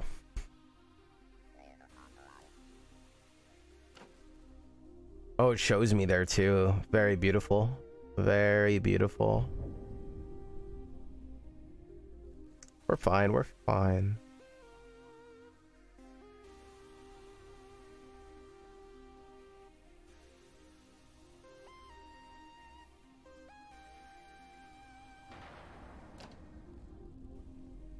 I mean, having this kind of enemy identity is very cool, right? Because you give the player so much information and tools, right? There has to be some kind of threat. Especially when you're giving them the information, right? That's what's specific about this game, is it toys with the information that other popular card games give, but it gives more, which allows you to be a little bit more creative with your enemy design, not more reserved. Whereas those games that don't give the information have to be more reserved.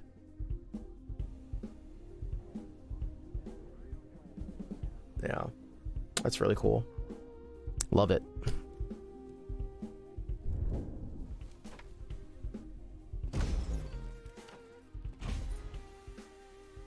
We just got a bunch of battery. That is super sick. We should probably jump over here. Next turn, we're gonna have to be able to deal with all of these guys. We should probably jump 2 up, actually.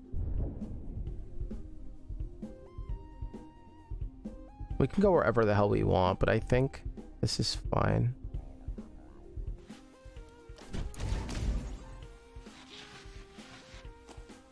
We're chilling. We're chilling. We're chilling. We're hard chilling.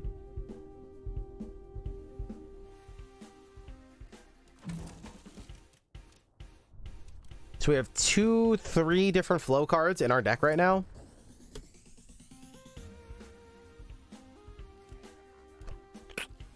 very close to doing cool stuff. We could punch this guy, which would take out both of them. Threat averted. So we need one movement to go here. One movement to go here. One punch to go here. This to attack both of these. That Chrono's worth 2,500 bucks right there. That guy's cash money if I can kill him. I feel like this is good. We could also just... I feel like this is fine.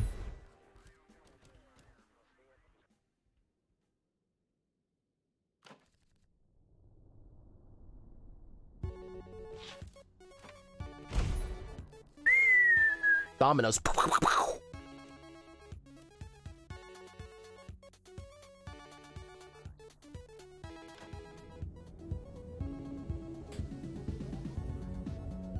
Oh, this guarantees he's dead.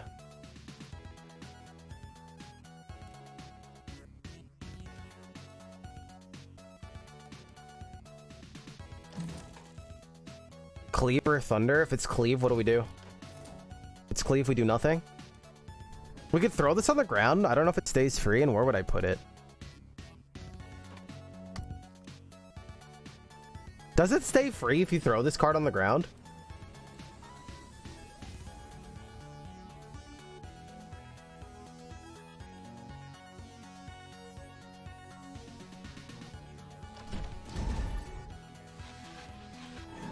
Free for the turn, right?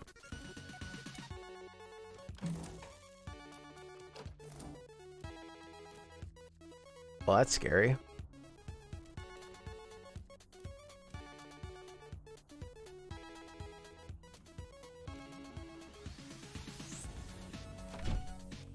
We got the cleave.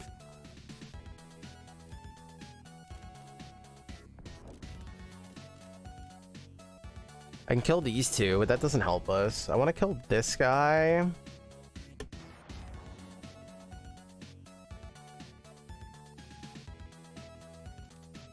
I think we just take this simple.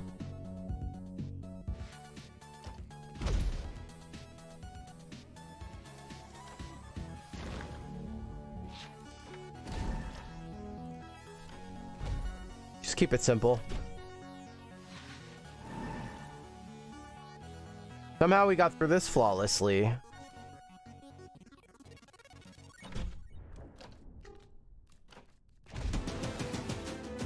Whoa, we just messed that up. Boosted. If you just played a move +1 repeat. Does it count off of itself? I would imagine not.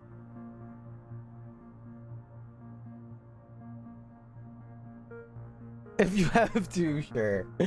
If you just played a move repeat. Okay, interesting. So I can move, set it up, shoot it off, just strike everybody. It's actually pretty sweet.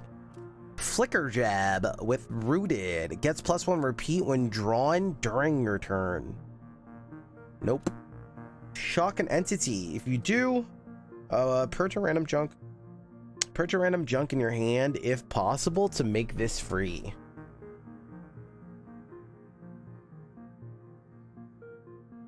Well, this is the only thing, unless we're re-rolling.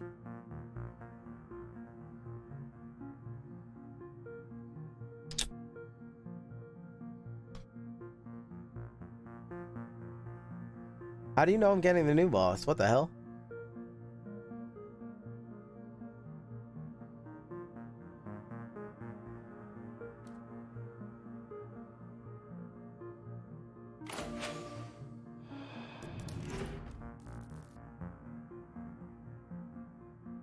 So I guess the whole thing with the upgrade thing is like nowadays games are cooking where they're like, if they're not trying to be like super meticulously balanced, like Slay the Spire, right? And they're kind of like, it's supposed to be more fun or fluid or crazy, then they're gearing towards Vault of the Void, Monster Train, Wild Frost, right? In all of these games, your direction is very like kaboom, fun, a little bit faster paced and not like super methodical, plan out every move, right? And so with that, it matches that field of what people are getting, right? And in that field, what people are getting is they're getting to create these OP builds, right? They're getting to create powerful stuff, and the game expects them to, right? So with their upgrade systems, you're almost getting this creation, this room of creation, right? Here's these different toys. Let's see what you can come up with, right? Vault of the Void, Monster Train, Wild Frost. So with this upgrade system, it's very much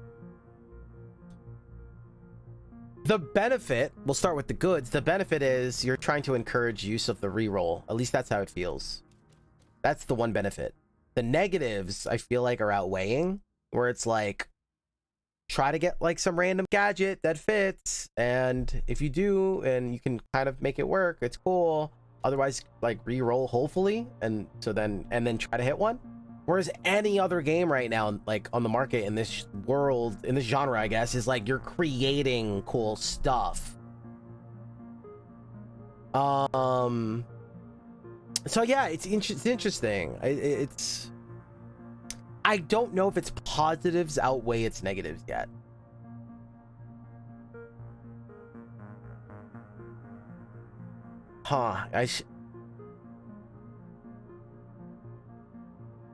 Axe says that we've had a lot of discussions and we got a lot of unique upgrades that can't be given out in another way.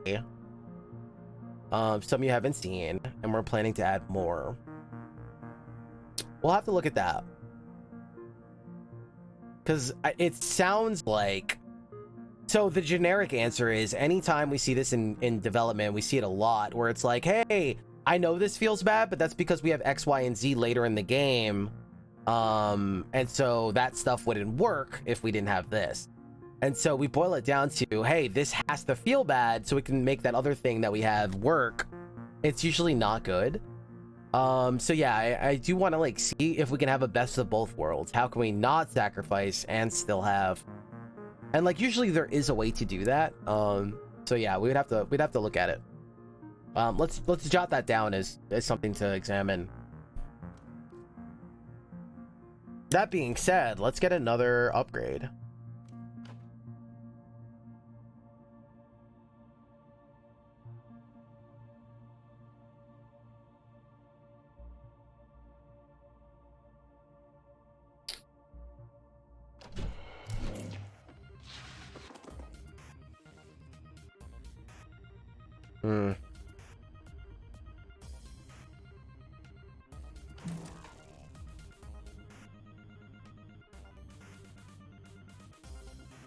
When destroyed, all other ghosts gain immunity this turn.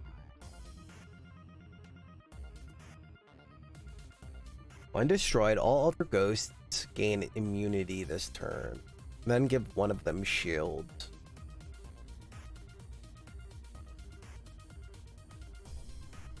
Whoa. Hallucination.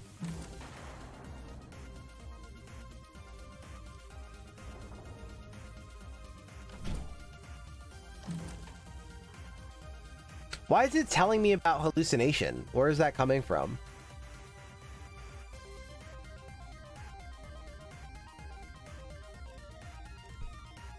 Okay. That's what I figured. Alright, well, how about we just kill both ghosts at the same time? This feels bad being wasted. We could... I don't think we have good use for it unless we're gonna play this. I think we're just gonna move here and then punch this guy in the face. I mean, we have 2 mana. We might as well use it. This could also set us up for a cleave, because I'm imagining they're all going to get around us. We could draw one of our cards. I think we'd rather save. I mean, we're drawing something for free. I think you're supposed to use that as much as you can, right? We're getting free value, and all of these things would help.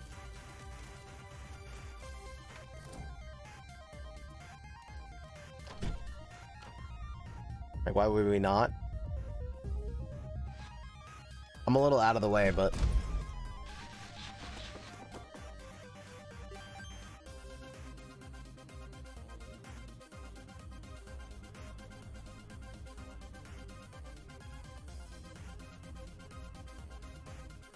So like that's another conversation we can kind of like come up with, right? Would you classify something as good if you can't use it, right? And then how much of that are you willing to take of like, wow, that's really good in some situation, right? So is it good, right? Like in that case, right? Like that the gamer would say, wow, this is bad, this is bad. They're not gonna be like, wow, that's really good, but like it's not gonna help us. So we're finding so much good stuff this run, too bad we suck, right? Like it just doesn't work that way as a gamer. It's kind of like, wow, this sucks right now, like we just can't, right? And so it goes into the category of suck, if that makes sense. And so it's like good at the cost of like we can't do anything with it. So like what happens is, and you might say, well, other games have that too. Yes. So for instance, we brought up a lot of other examples, right? And they battle that already, right? They're past that because they go, hey, let's talk about Wild Frost, right? Let's talk about the most recent. Hey, here's an artifact. Damn, this sucks. I whiffed. I can't really use this. But guess what? They can now draft something to give it use, right? Do you see? Like, so it's still situationally bad momentarily, right? So they're even past that, right? In a way. Monster Train, you can like socket. Again, it's been a while for Monster Train, but you can like socket, and then you can use the socket later. Vault of the Void, same thing. You get a socket that you can then put or get a card because you have a good socket for it. So it might like give you some emergence to your run decisions. But here we don't have that choice. We're kind of scraping that from them. If that does that make sense? So it does cost something. It is costing us something. Whereas they have situational, but the player still gets choice later, and then that one situational item that they currently feels bad could then feel really good because they have something good to give it to somebody. Like, hey, I might not normally make this choice, but I had this situational item that was kind of bad, but it's really good with this. You know what? I'm gonna take the situational choice here. Wow, this feels good now, right? Because you're cooking that up. You're creating a synergy. It's giving you an option and not a rule. And remember, we talk about that. Anytime you can give the player options, anytime you can give the player guidelines, it's usually more powerful. With this upgrade system, we're not giving them a guideline. We're giving, hey, take this. Is it good? And if it's not, I'm sorry, right? It's not a guideline. It's a rule. Good or bad, go, right? And I'm wondering if there's a way we can loosen up and turn it into a guideline and not a rule. Again, yeah, we'll dive into it. Or maybe this conversation sparks some wheels to turn or something. I'm sure there's some kind of, I'm not worried. I'm sure there's some kind of world there that's right in between that we're gonna find, and it'll be a nice, elegant way to have it all. That's usually how it goes. This is a perfect punch. Those guys taking them out at the same time, they lose their value, so that's great. This is like the 500 message discussion in our Discord. That's funny. I love it.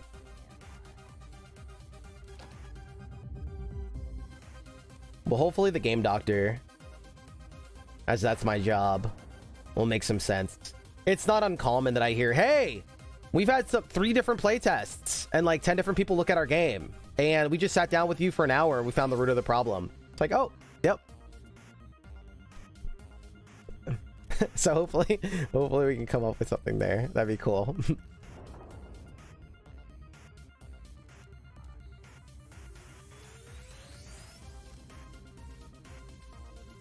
You know what? This could be a good time to fly and then fly into here and then cleave. It puts us in a little bit of an awkward space, but it's fine. I want him to come down like a Valkyrie. No, Dragoon from Final Fantasy.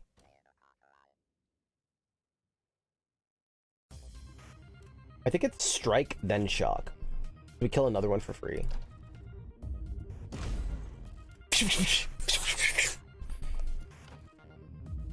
Let's kill the far one. I'll kill these guys myself, right?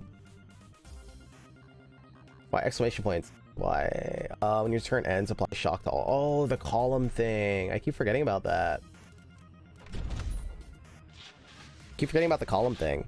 I wonder if it even has a way to visualize that when I hover over and turn and like showing that. I guess it would be obnoxious if it showed it all the time. Would it? I mean, it's just obnoxious as showing the enemy shooting. I don't know.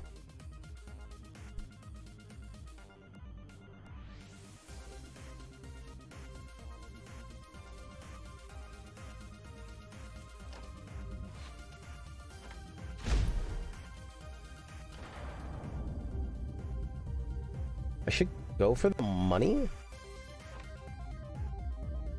Can we let these guys go?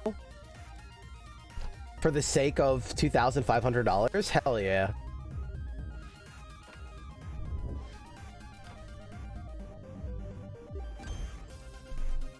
Draw a free card. It could be a Spirit Punch, which kind of sucks. It could be Dash. It's probably not.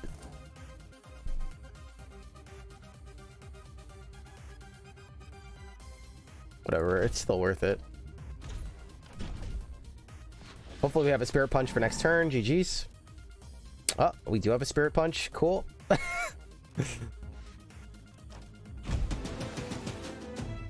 Nice.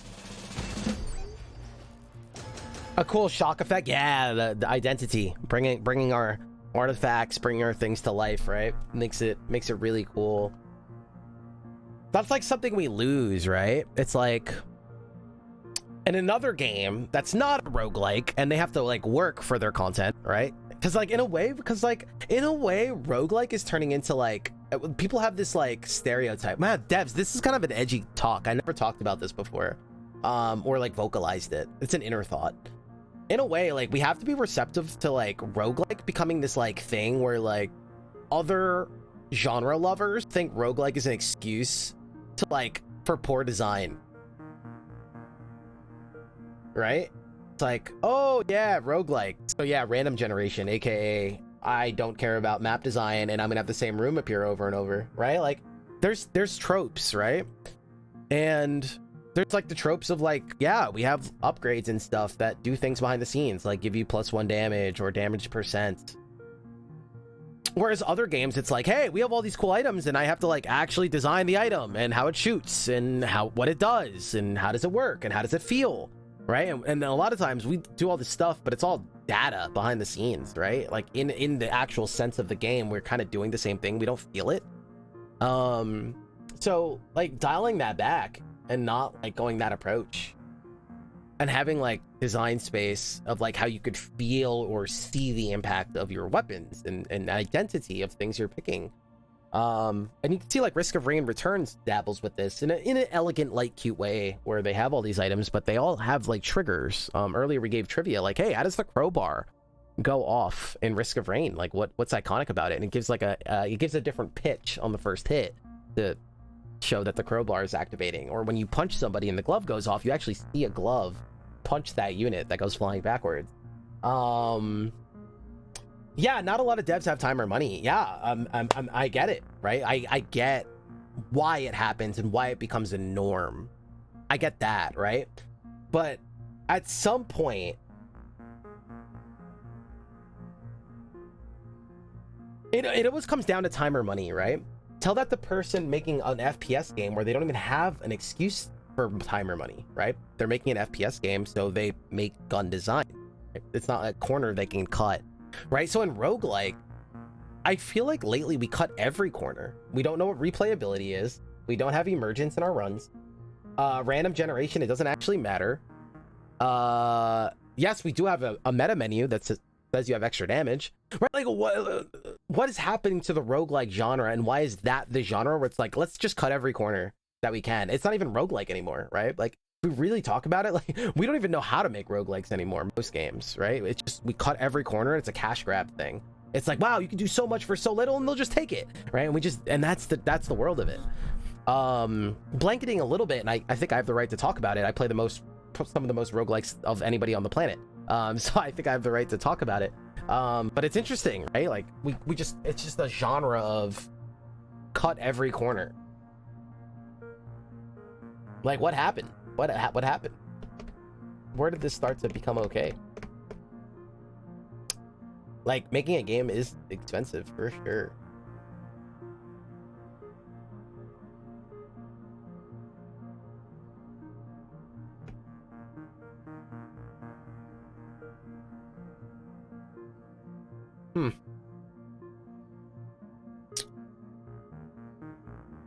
And making a film is going to take a lot of time editing and shooting and color gradients and yada yada and scripting.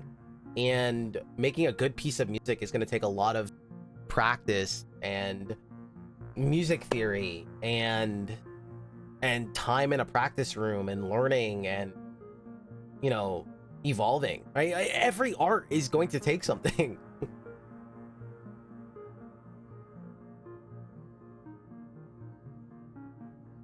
Huh.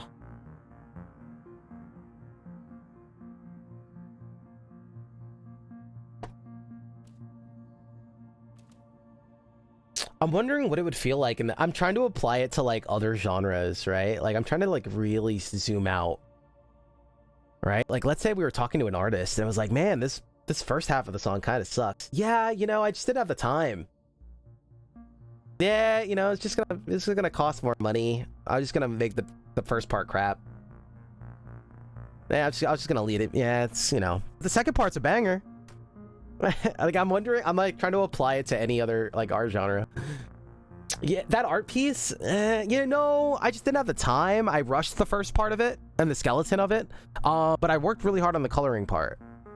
It's like when you apply it anywhere else, it's like, yeah. So bad effects was the low hanging fruit. I did think of that one first, obviously, but you also don't set out to make a Michael Bay film when you know that you don't have a budget, right? Like you also just don't. But yes, I get that would be the low hanging fruit. Like that would be the easiest comparison.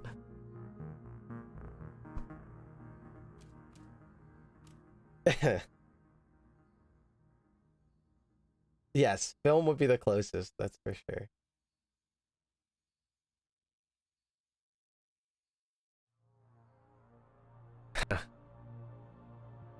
It's interesting though, because like film, you also, it's like a different medium where like you experience it and then you leave and that's it, right? So yes, like, are you gonna buy it, are you not gonna buy it, stuff like that. But it's like a film you experience and that's it. You've experienced it once. Huh. Interesting. Throw a card in your hand in an orthogonal direction. Draw one card. This card gains flow. No, thank you. Strike an adjacent entity. +1 repeat, but repeats have random targets. +1 repeat. +2 repeat, but repeats have random targets. I'm guessing that means that they have to be next to me, right? So it turns it into like a weird cleave. No thanks. Well, it says random, so maybe not. It doesn't say random adjacent targets.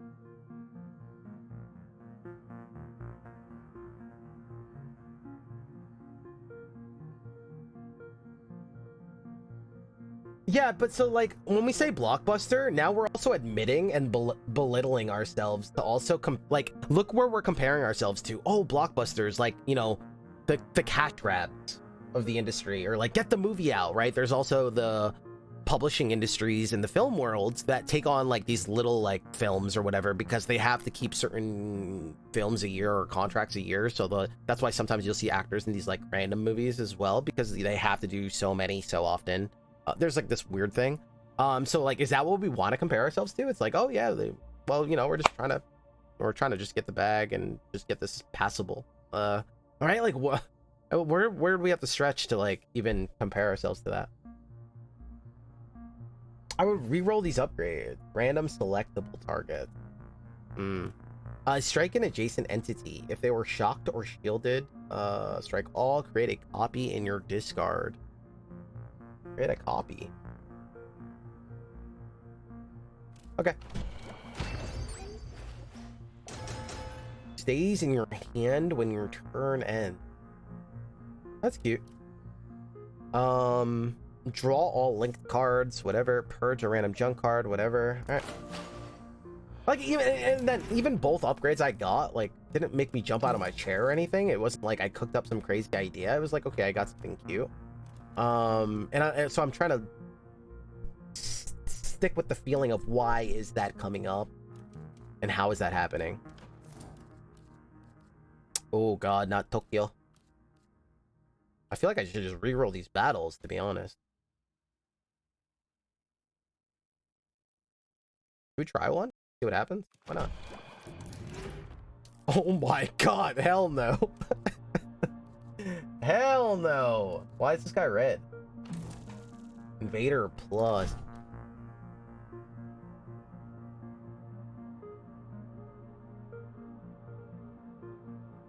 Should I remove until there's only good ones left?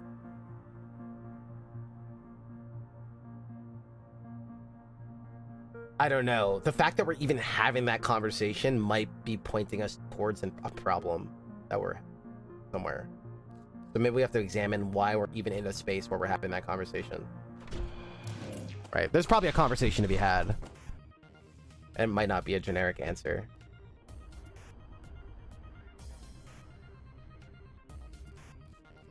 Whoa, guys, check these out. They're like many of those bosses. Holy fudge. Okay, wait. This could be a really good turn for us, I think.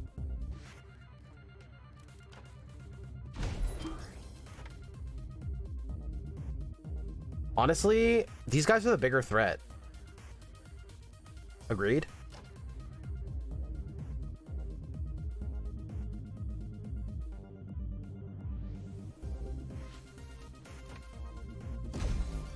Enemy priority. That's so cool. I love that. That's already like kicking in. Like, hey, these are the big threats. These can wait a little bit. These I have to worry about now. These are going to do this. These are going to do that. Good stuff. Very good stuff.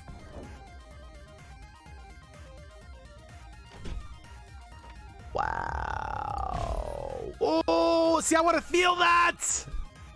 I want to feel that right there. Woo! That was good. That was good. Give me that spice. Yes, chef. Oh.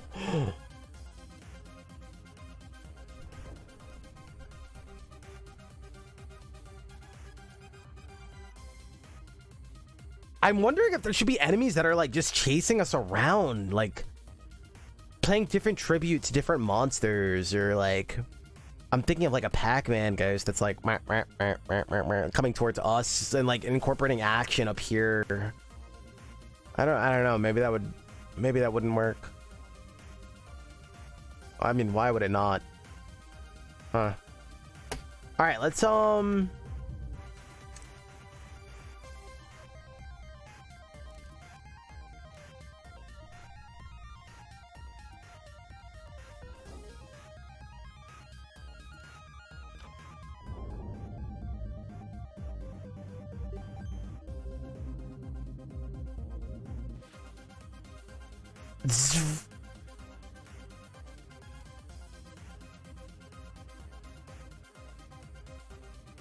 moving here seems pretty sweet, actually.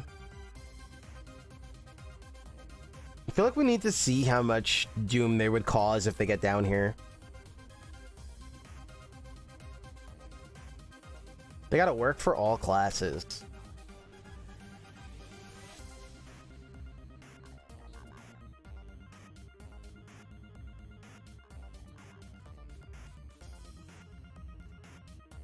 Is an enemy that's like walking towards the unit, or you're just saying in general? Yeah. Right.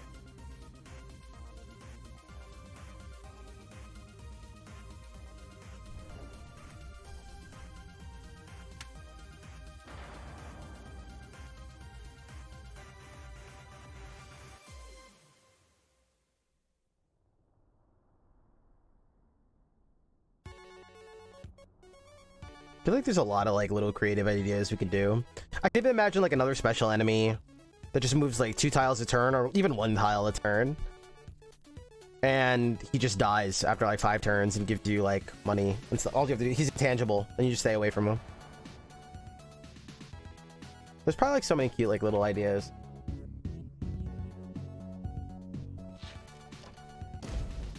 These guys are gonna get hit by shock.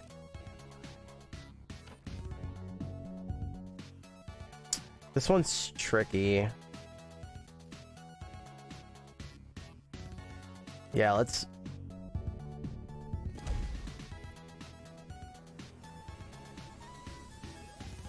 Because if we get our so we're gonna get cleave here, and then these are both gonna get invulnerability. I think we'd rather not, actually.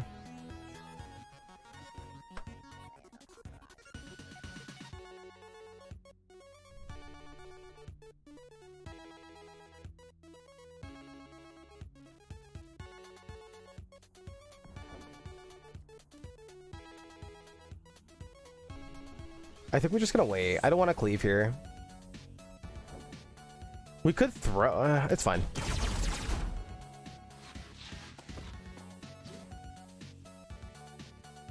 Alright, let's go, double kill? We don't have to, but it does give us more energy if we want.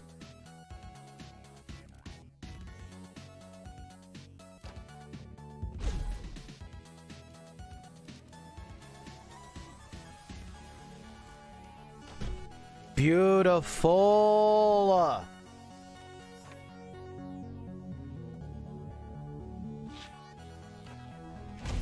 Dude, that move is so good, man.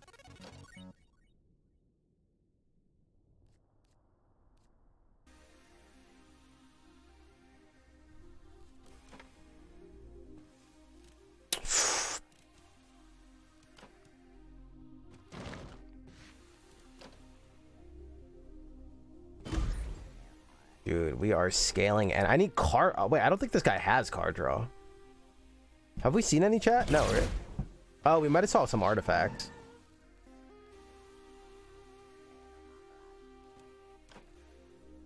This guy's gonna get hit.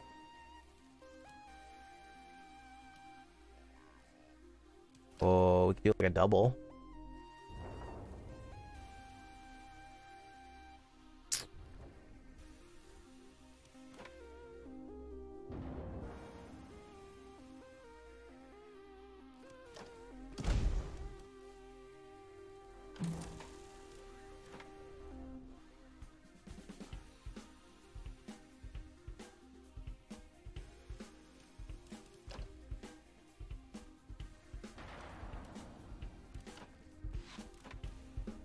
That is not the turn order I wanted.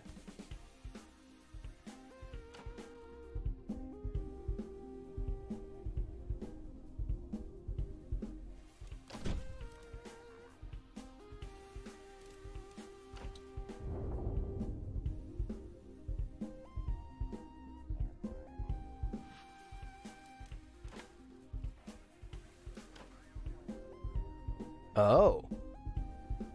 Right. I forgot about that.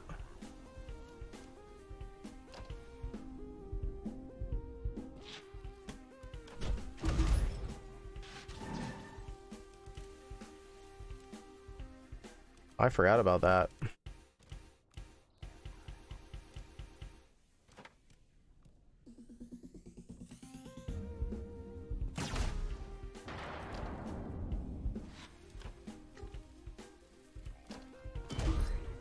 Oh shoot, he has another life. I didn't even see that coming. We go here first. Grab the throwing card. That was cool.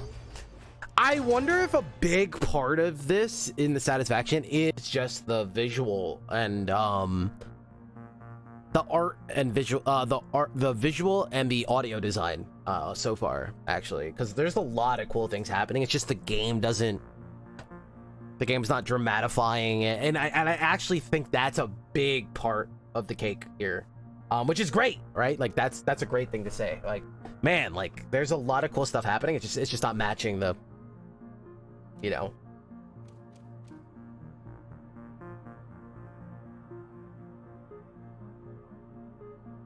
Stays in your hand when your turn ends.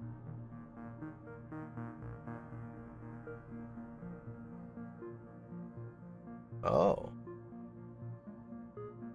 Okay. You're starting to think this class just is bad. You know.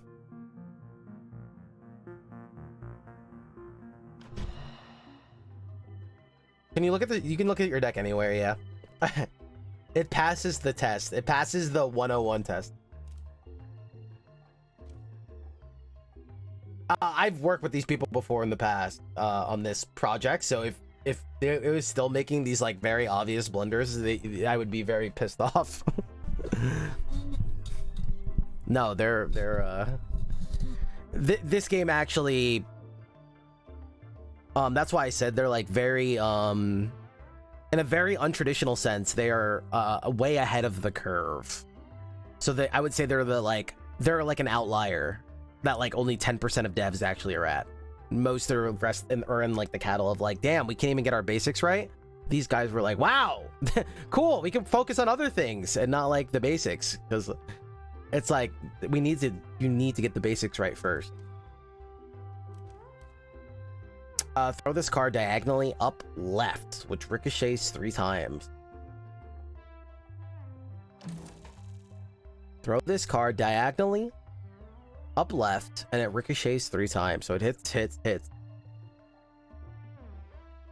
I just want to see it in action. That thing is sounds so fun.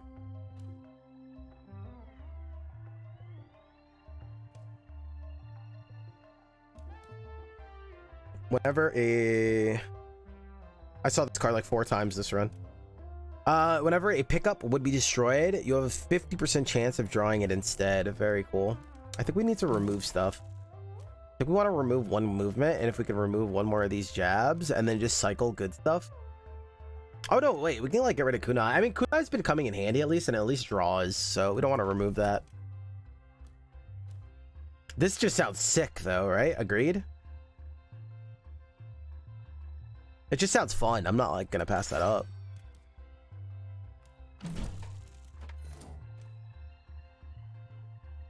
We want to hear the like something there, some kind of feedback there. Not here, but yeah, feel it somehow.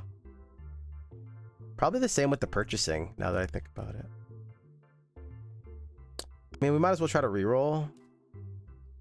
See if we can get a cool artifact. Another flicker jab. Another boomerang. Another cleave. After an entity is pushed or pulled, shock it if it didn't collide with another entity. Start with 3 shurikens. Let's just remove.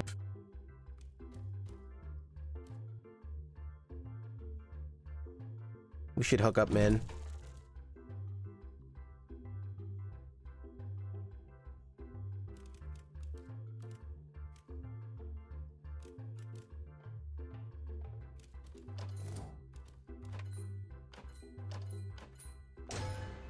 At the start of each turn, upgrade a random card in your hand with a random component. I wonder if this could like hurt us. It's like, it's so funny because like in any other game, right? Like, and we should vocalize this. Armaments in Slay the Spire, right? Baseline, old history, but it's considered, you know, the standard in Pillar. It feels really good, right? You know you're going to get an upgraded card. You know it's going to upgrade. It's going to feel really good. Here it's like, oh, okay. Right? Like, I'm not even feeling excited about it. I'm like, all right, maybe that'll help somewhere. Right? And so we should vocalize. I don't know if I can say exactly why I'm feeling that way, but I just feel that way. Just because maybe I don't know what I'm going to get. I don't know how to, like, put it in my brain that, like, oh, you're gonna get good stuff here, value. But maybe this will show us, hey, you are gonna get a lot of value. It's gonna feel good. I don't know. I don't know.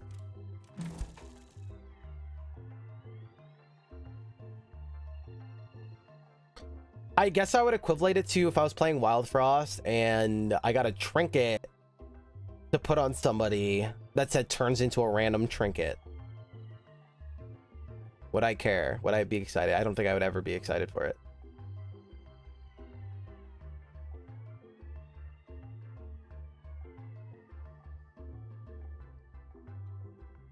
Or a stone in Monster Train or Vault of the Void, and you socket it into a card and it turns into a random other stone. Kind of? Ish? Well, at least that's the feeling. It's not equivalent, but it's the feeling. We have money to remove. Let's thin this deck, because it gets really ridiculous, right? Like, once we thin it, we remove 1 more of these. And this. This first. If we just have good attacks, we should... I don't know if we should keep this. Like, if we're thinning this deck a lot... If we're thinning this deck a lot...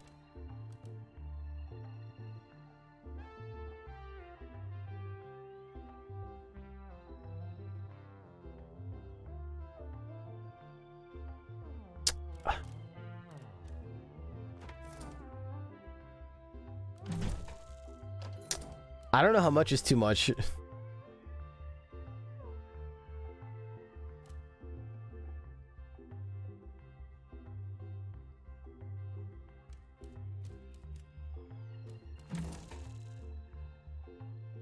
One, two, three, four, five movement.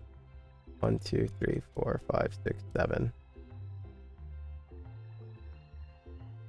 But I'm drawing a lot of flow cards out of my deck, which means that we're going to be left with the movement ones.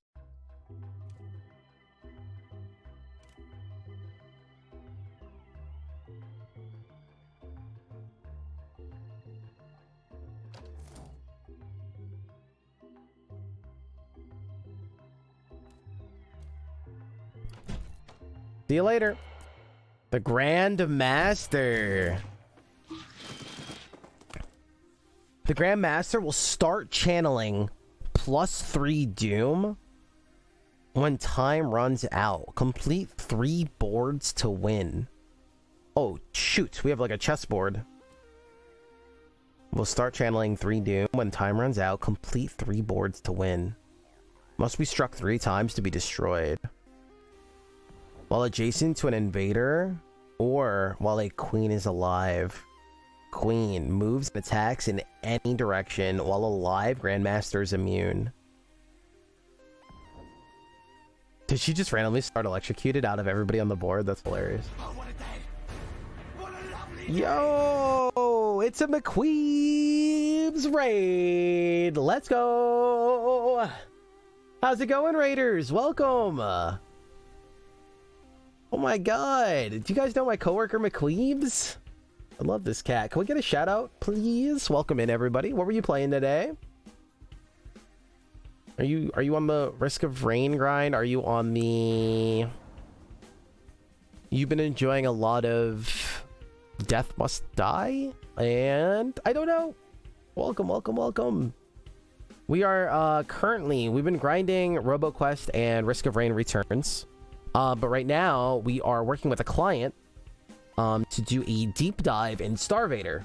And this game is phenomenal. I think this is right up a lot of your guys' alleys that are just coming in right now. It's a hybrid, you know, arcadey kind of fast-paced take on a deck builder. And when I say fast-paced, I don't literally mean it's like pressuring you to play fast, but I mean it has this nature of playing fast. And it's something you should definitely be on the lookout for. You can go download a free demo. It's phenomenal. I'm sure a lot of you will love it. I'm sure you'll hear a lot more about it when it starts, you know, when its release is impending. So yeah, welcome guys. If you guys have never been here before, Death Must Die, of course. Are you still loving it? How is it? I'm guessing, I mean, you've been playing a while, so I'm gonna guess that you're loving it. If you guys never been to a show or hung out with me before, welcome. Thank you so much for passing by, even if you're just hanging out for a second. My name is Esty and the band of Misfits here, and we tackle roguelikes, indies, and awesome games, and we showcase some of the most games on Twitch. About 350 to 400 new games a year. Not on purpose, it just kind of happens that way. So if you love staying up to date and checking out new video games, or you need a go-to gaming magazine, it's kind of our jam.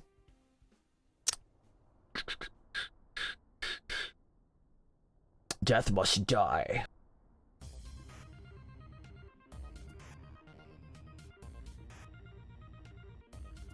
Alright, let's do that. What the... +2 repeat, but repeats have random targets. Okay, so that was this that procced, right? At the start of each turn, upgrade a random card in your hand with a random component. Okay, we're off to a very good start.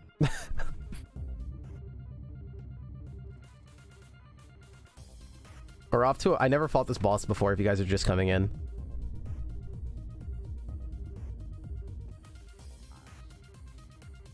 So it shocked 3 random people. I see. Whoa! Why did I get all this stuff for free?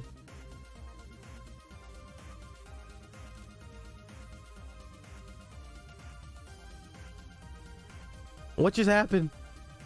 Oh, galvanize. Wow. Wow. That's great. Oh, the boomerang. All right, it's not that good here. All right, we need more movement, chat. I need movement. I want to get in here. Let's go. I guess we can move up with this. Oh, we could play it twice, so it's not that bad.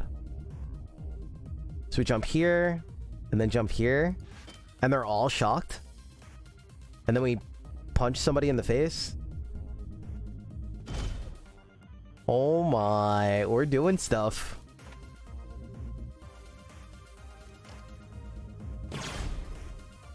Oh my god, the card actually like fling fling fling. Oh my god.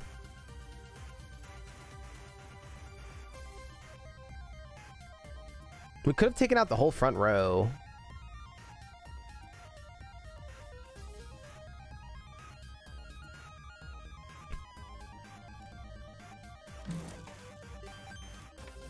You know what stinks? Now we're gonna draw every movement card I left in the deck on the next turn. Throw more stuff on the ground. Throw more stuff on the ground.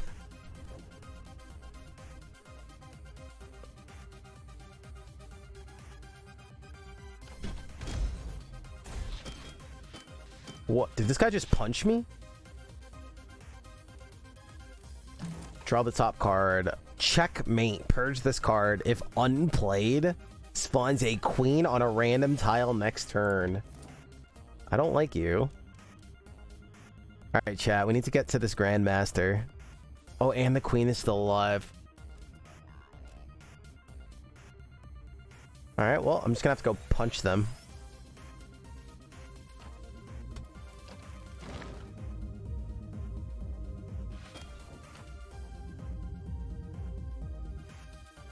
Oh, this got boosted. So it repeat.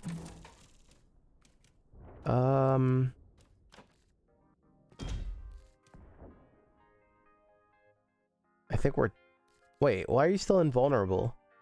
Immune while adjacent to an invader. Oh, you're an... Oh, okay.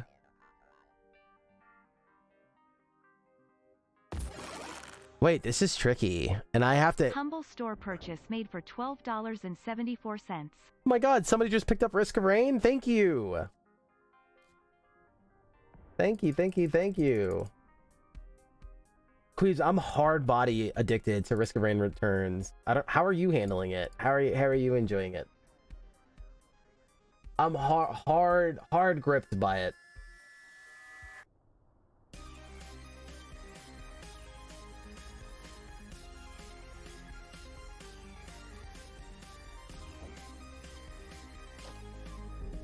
This is tricky.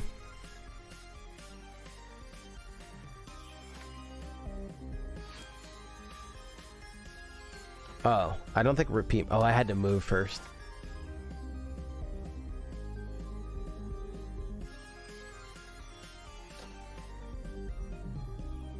All right, how do I get them not next to each other?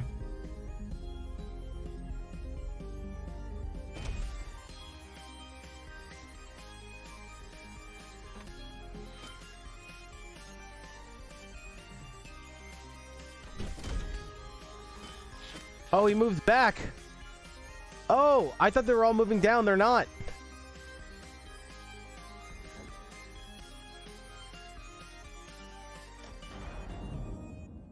Okay. We gotta kill these fools. And kill this. Purge this card. Yes. Triple shock. Yes.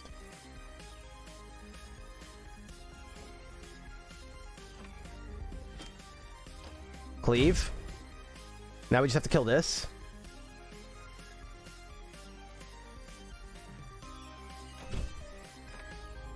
Beautiful. You and me, bub.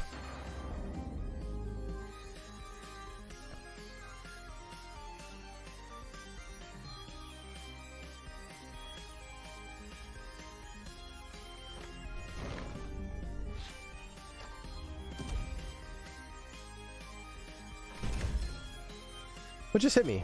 Oh, the king? Get out of here! They keep getting back here!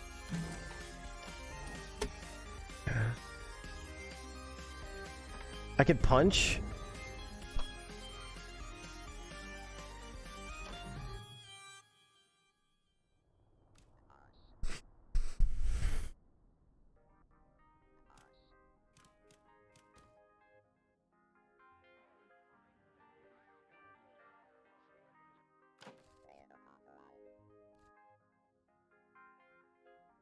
Move down one? Oh, you move over here. This little punk.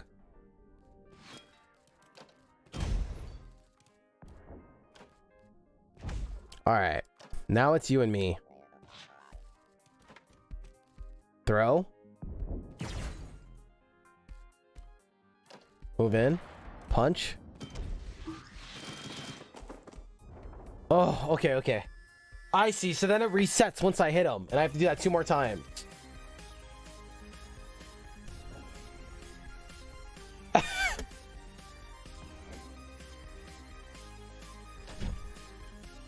No!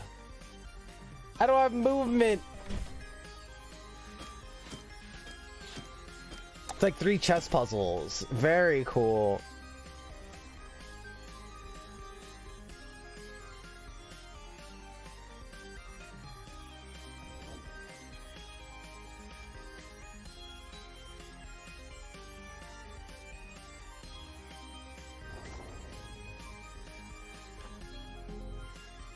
Shock, shock, shock.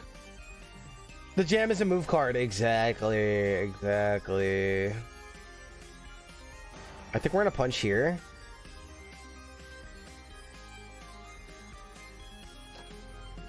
So we jump over here. Now, like, imagine this, chat. Like, you know, when the audio design and the visual design all matches the mechanics, right? It's gonna feel really crazy. It's gonna come to life. And again, I think that's one of the biggest things here to talk about, right? That a lot of this stuff is going to add to the replayability. And it really goes to show, like, once that stuff starts coming along, how much more replayability it has because of its audio and visual design when it matches the rest of the mechanics. Like, that's going to be really interesting, right? It's going to be so cool to show, like, a testament to that.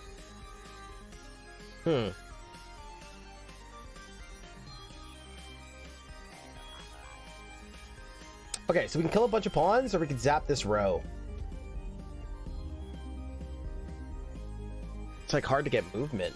We can see if we draw movement. Nope, we got nothing in here. So we just draw something. Well, we still draw a movement card. Okay. So that allows us to zap this whole row. Who's attacking here? Everybody, probably. Well, we have a lot of moves. I kind of like want to get in their face, you know? Then we kill 3 of these, kill 3 of these. Oh, wait, no. When I kill this one, it's going to hit this one away from us, right? It's an interesting problem to have. We don't waste this turn, though, ever.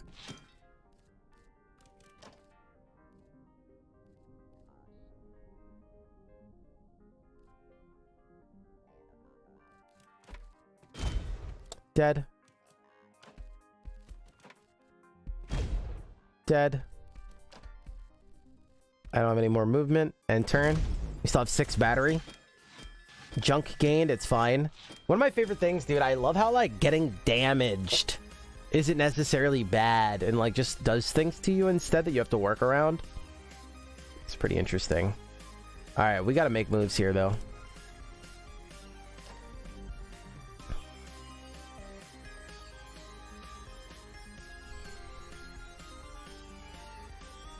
Spends battery first. Oh, hell no. Oh, wait. It uses 1 battery. Oh, it comes out of here first instead of here. I thought I was going to spend all of it. Alright, false alarm, false alarm. I was scared for a second. Alright. How do we get in here? These guys gotta go. These guys gotta go.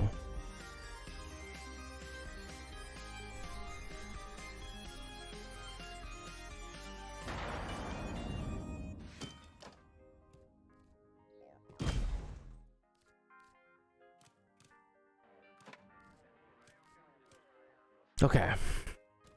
Strike a random adjacent invader. We can use this for movement and they get 2 cards back.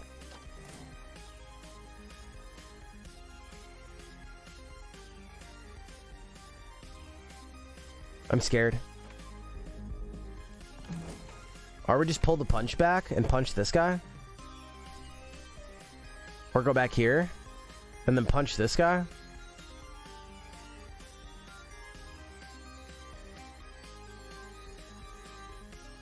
We can't hurt the king unless everybody's away from him. It's tricky. I don't have too many places to move. These are the rooks.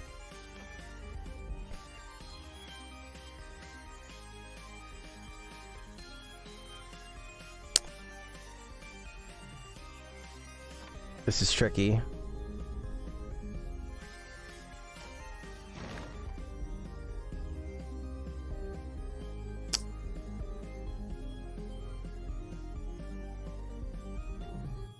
Maybe this is not even worth it. Oh, you can't undo this. Yikers.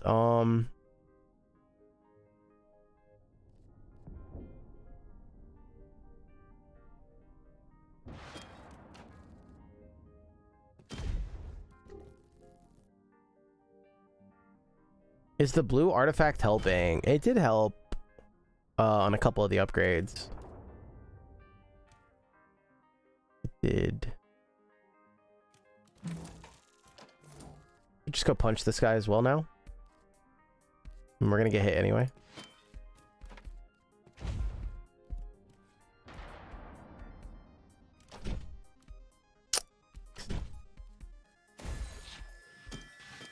Dude, we have 3 turns to hit this guy. Okay.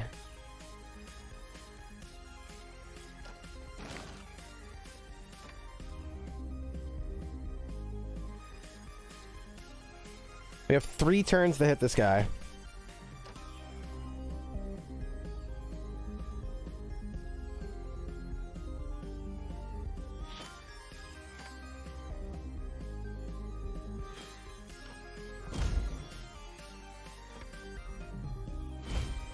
Nice, nice, nice.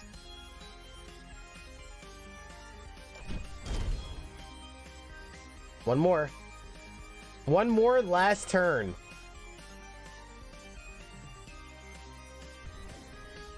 All right, let's not screw this up, shall we? Zap.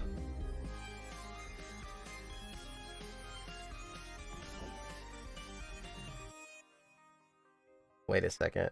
This is scary. All right, let's see what move they're gonna give us.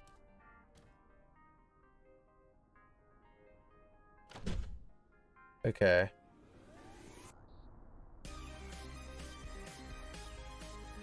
Wait.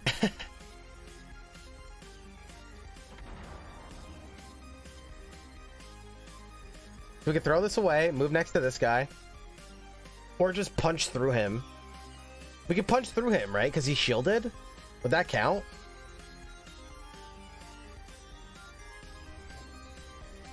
It got upgraded to a move card. Oh, shoot.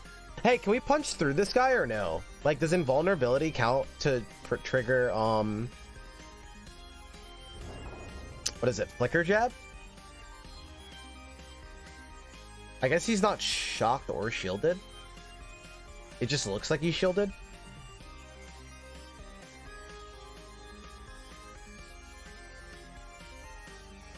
Oh, he is shielded. Okay. So yeah, it probably will work.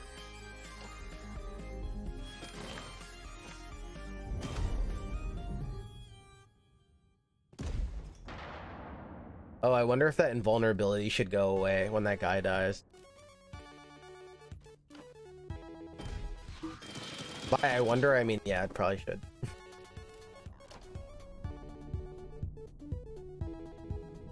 Should I just jump in there?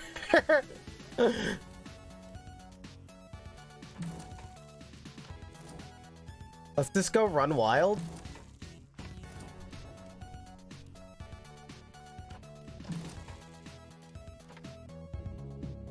This could end very badly for us, but let's go do it.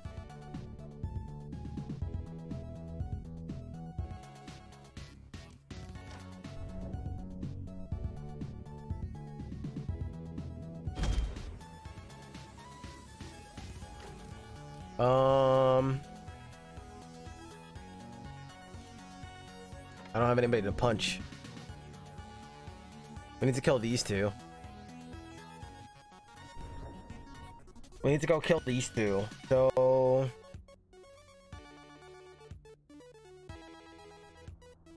we go down here, leave.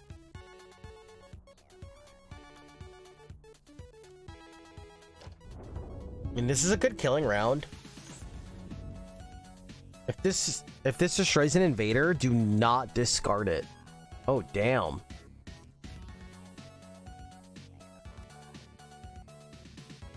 If this destroys an invader, do not discard it.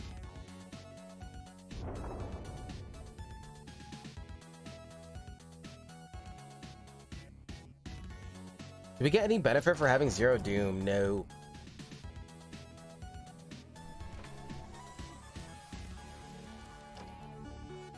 Kind of just hang out and feel healthy.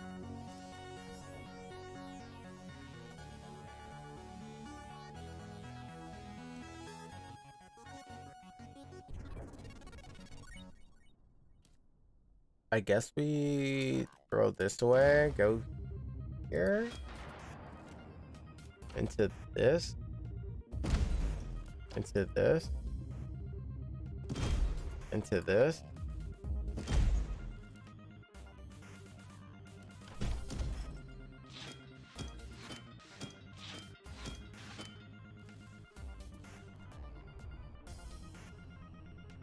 Work so hard for it and can't use it as a buffer? It is. Wait, buffer? What do you mean by buffer? Oh. Oh, he doesn't insta kill you. He generates doom. Right. Oh, you know what? I think I've been giving that impression. Like, oh my god, we have to hit him here. I think I'm giving that impression. Sorry. This is my first time fighting him, but yes. We have a lot of time. Yes.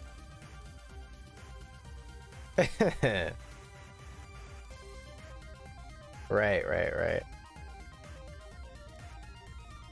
Oh my god, so we still have this because it keeps killing people?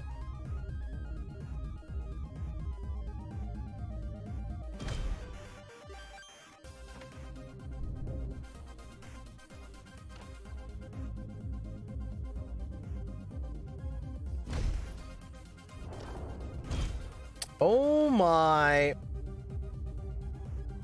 Okay, this upgrade's actually going kind of crazy.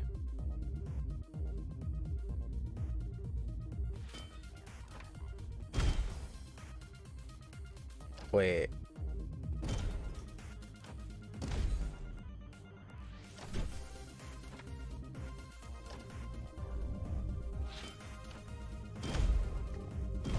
Wait. Okay. What? It didn't work that time. Is this a queen? The good upgrades.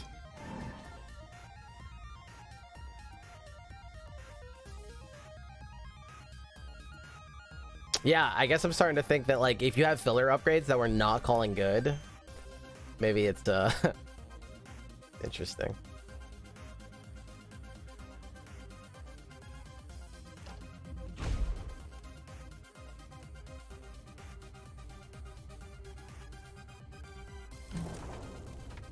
We need 2 attacks. What does this do? Draw a top flow card.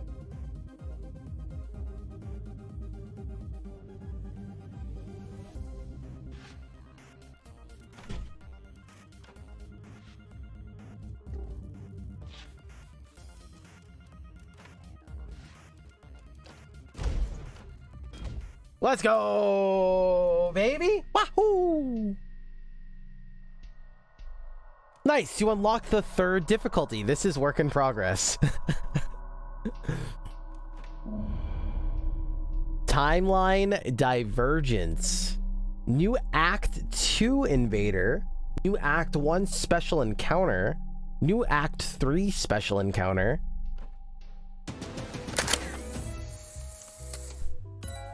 Yatta! Not a photo for the second character, by the way. Unlocked. New stuff unlocked. Right? We talked about all this stuff last time. We won't go into all the delivery and stuff. Throw all pickups in an orthogonal direction.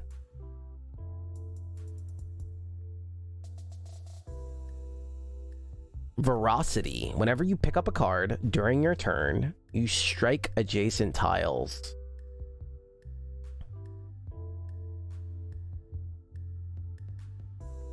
You strike adjacent tiles. Whoa. Drop this card as a pickup up to 2 tiles away. When destroyed, strikes this tile and discard this card.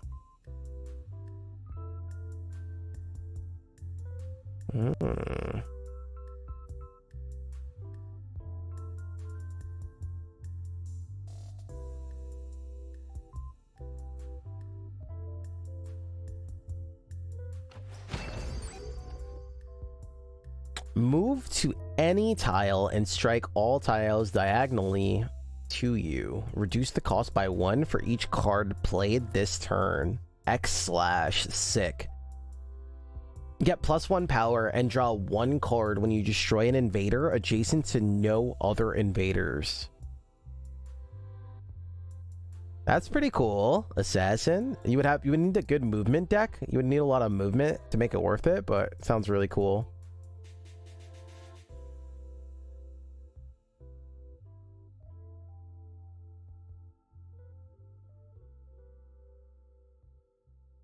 X/ sounds like a lot of fun.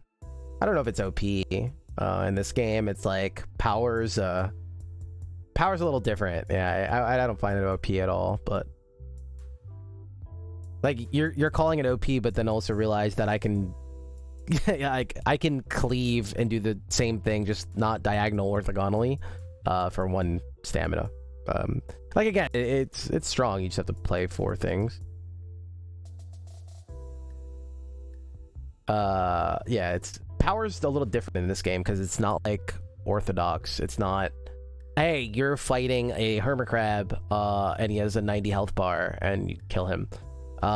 Power works different. It's because it's closer to, you know, again, they're going for Space Invaders and like arcade games. It's supposed to have that feeling where you're like blowing people up and fighting a bunch of monsters the same way. If you had a special move that blew up a couple mushrooms in Centipede, is that OP? Like, no, like it's part of the game. Like you want to destroy mushrooms and stuff like that. It's different. Like power is different. This is a very different kind of deck builder. It's pretty cool. Move any entity 1 tile. This card is +2 repeat. Pilot unlocked, obtained by upgrading 10 cards. Move attack, yeah, is nice. Very nice.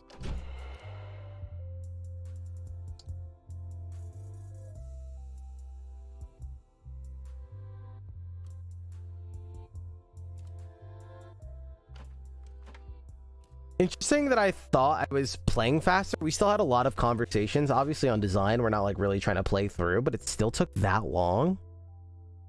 I wonder if the runs are actually long in this game. There's no way.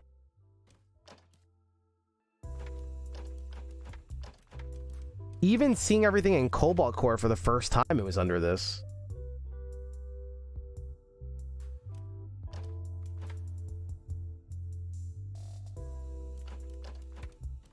Huh.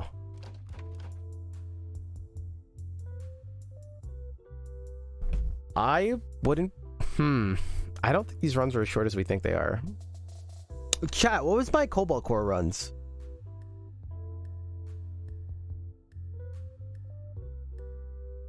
Maybe we did have a lot of conversations, though.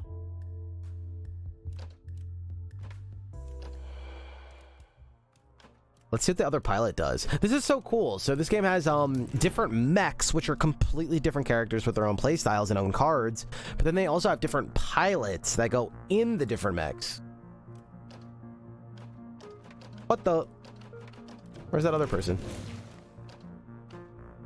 Zeke. Gadgeteering genius.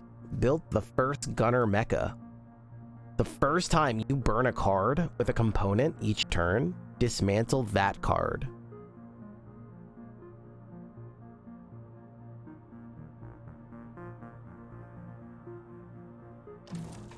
Dismantle. Purge that card. Then, at the start of your next turn, gain a base copy of that card and a random zero-cost card in your hand. Oh, damn. What the? Tinker. Give a card the heated component. And +1 repeat when played.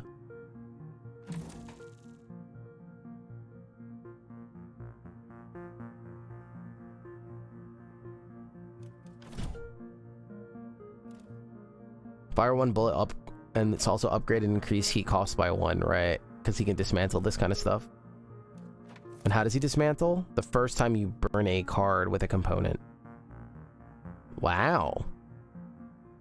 This guy's funky. I like it.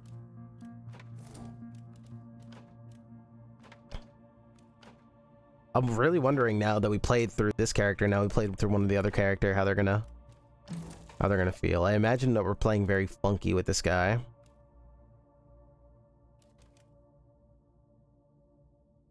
Pilot uniques. Get +2 heat sink. At the start of each encounter, give heated to all cards without a component.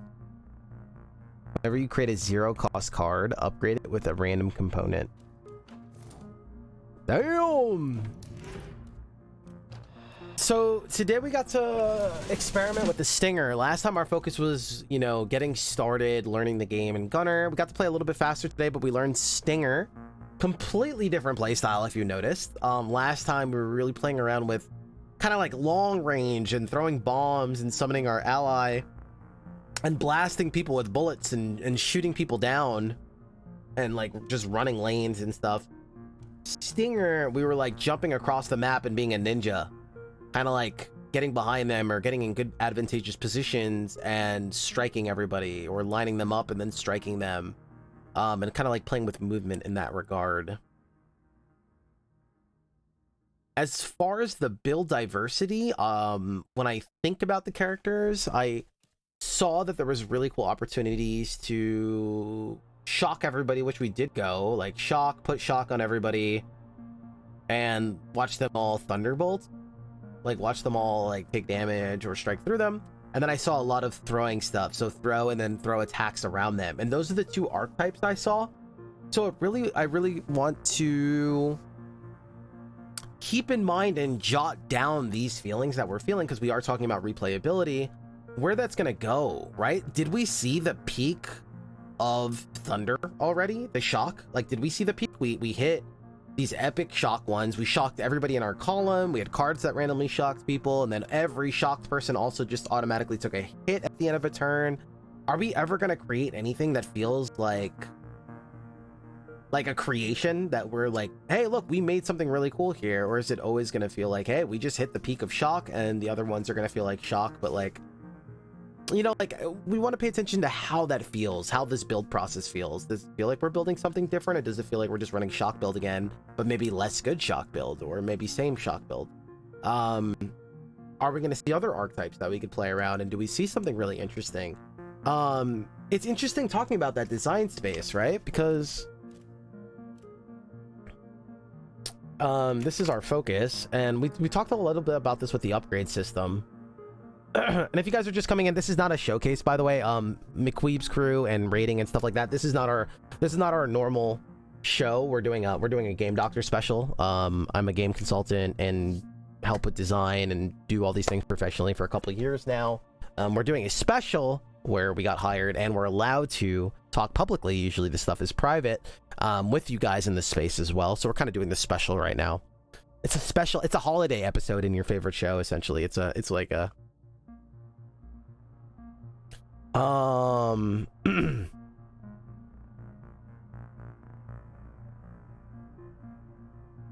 it's interesting in a sense of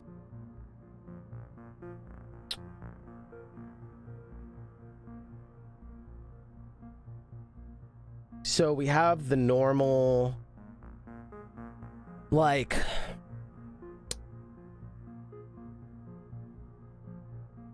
where was I going with this?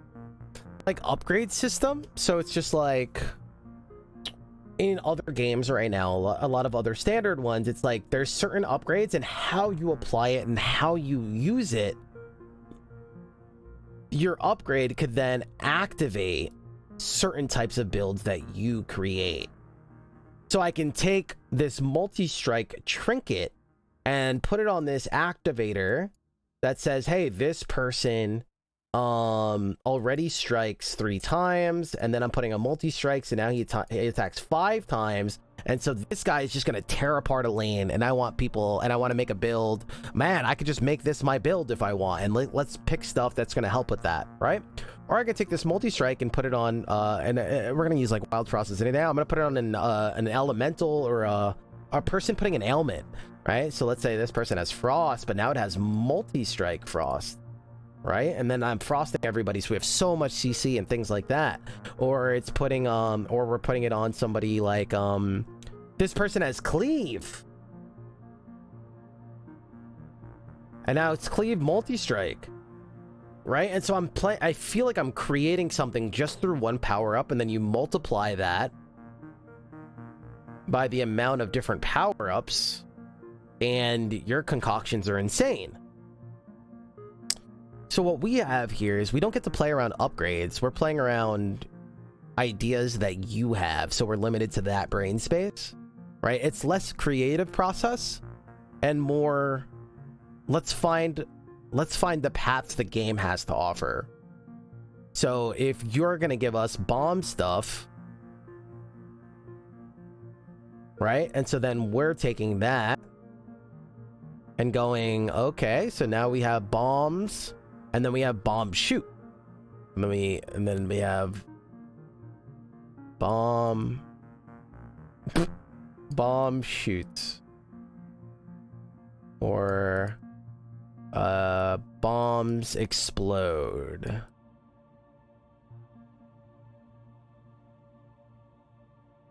Bombs explode. Or bomb spawn bombs. Bomb.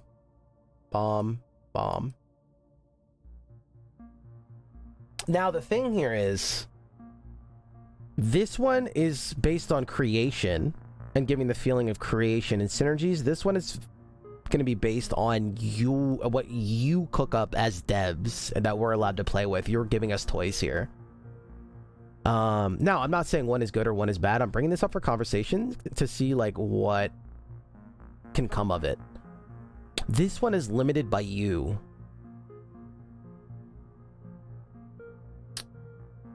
For the most part, I don't know if that's 100% true. It's not, but... And then there's like, you know, you can create outliers. So let's say you have an activator where it's like, okay, you can synergize with bullets and bombs because you want to go both. But it's still the extent of like the archetypes that you create as a dev. Because then we have like these new school games that are doing like a very poor job at synergy and creation. They're doing a kind of like a poor job in both fronts, I would say, right? We have the Dead Cells and we have the new Astral Ascent coming out, right? Let's talk about that a little bit. That's why we're here, right? So Astral Ascent and like Dead Cells and stuff like that, they very much limit themselves, right? They go a space of colors. So this is colors. This is going to be, they go, pick blue. Whoa. Pick blue, red, or green, blue, red, or purple? Tactics, purple. Blue, red, or purple, right? Or Astral Ascent goes, hey, your base spell is blue, right? And then from there, you grab, guess what? You grab more blue. Okay, can you get away from me?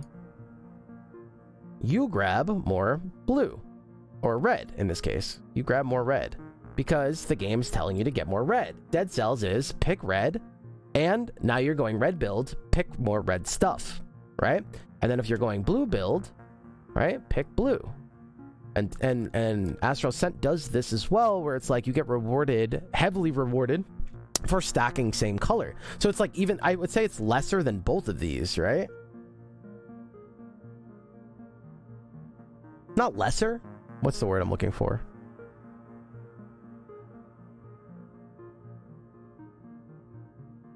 Does Astral Ascent have anything except for just go one elemental route? Well, that's why I'm bringing it up. Dead Cells and Astral Ascent are not that far from each other. They may trick you to think they are, but they're not. What they do is they lock you into an element. Now, in Astral Ascent, you have 4 moves and they each have an element. So you could stack colors and have at least a couple colors to stack. You guys get that? Whereas in Dead Cells, once you start going purple, you go purple. Do you get that? And that's always been their weakness. And again, I've talked with the devs about this in person as well. So they realize this too. And this is probably why they're moving on and also making a second game. Not moving on, but you know what I mean? And it's good because, you know, they've locked themselves in a hole that fundamentally they can't do too much with. It's you know what I mean? And once you see it, you be like, it gets a very stale taste once you realize what you're eating. Once you realize how the cake is made, it's very hard to unsee. And so this is a different kind of synergy system, right? This is very black or white. You have this, so you pick this, right? It doesn't leave a lot of emergence or freedom that we would expect from roguelikes in the traditional sense of roguelikes, which are based on emergence. So it's really interesting. So yeah, we have this kind of like Dead Cells case, which is very pick. Now, in reality, I would say that these two are closer, right? This is creation sense. We don't know where we're going to end up, what kind of wackiness we're going to come up with. It depends how many tools the dev gives, and then with those tools, what we can create and what we can mix and match. With this one, let's just hypothetically say bomb is blue. So we're taking blue, and then we're matching blue stuff with it.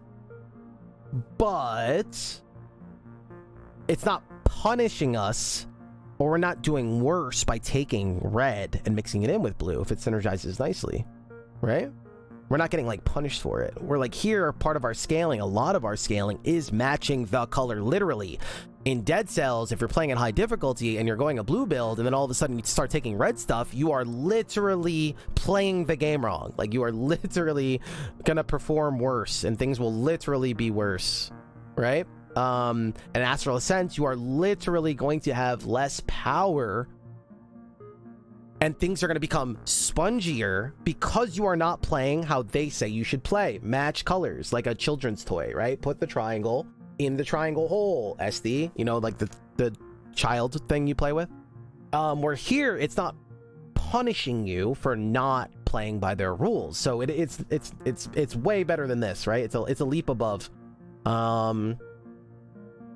And so, yeah, I don't know what comes with this. I'm wondering if we could start to dabble with creation, and maybe that is the job of your upgrade, right? What happens is, and me and Ruby Dev are doing crazy stuff you'll see in the DLC, with these kind of systems of really toying with the idea of kind of feeling like creation. So I'm wondering if there's room for these upgrades to start blurring the lines, right? What if I have upgrades that say, hey, every time you put this on a card, you put this on a shoot card, and every time you shoot, it tosses a bomb. So now I created a system where, wow, let's base my deck around this. I shoot, and I'm using shooting to get bombs to do stuff, right? So I'm actually making a shoot build, but it's also proccing bomb stuff. Or I have another upgrade that I can apply to do something crazy like, I don't know. I don't know, using bombs to push myself, or if you blow yourself up with bombs, self-shield. Self-shield. I don't know why you need shield in this game, but I'm just saying. So then we're using these different things to then aid and allow different synergies. So then what you're doing is you're hybriding and also allowing creation by playing with activators and stuff like that.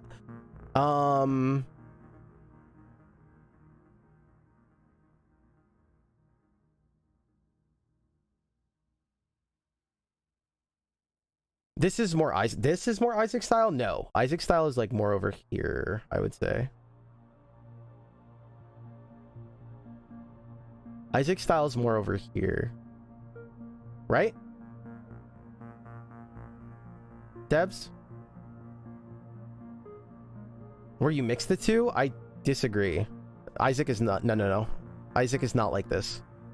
Isaac is not saying, hey, you took this kind of synergy and then this other synergy plays off that synergy. Isaac is more tools. It's more creation. So no, it's not. I think Isaac's over here. I think Isaac's over here. Yeah, Isaac is left. Isaac is not this. Isaac being like this to paint it to you would be, I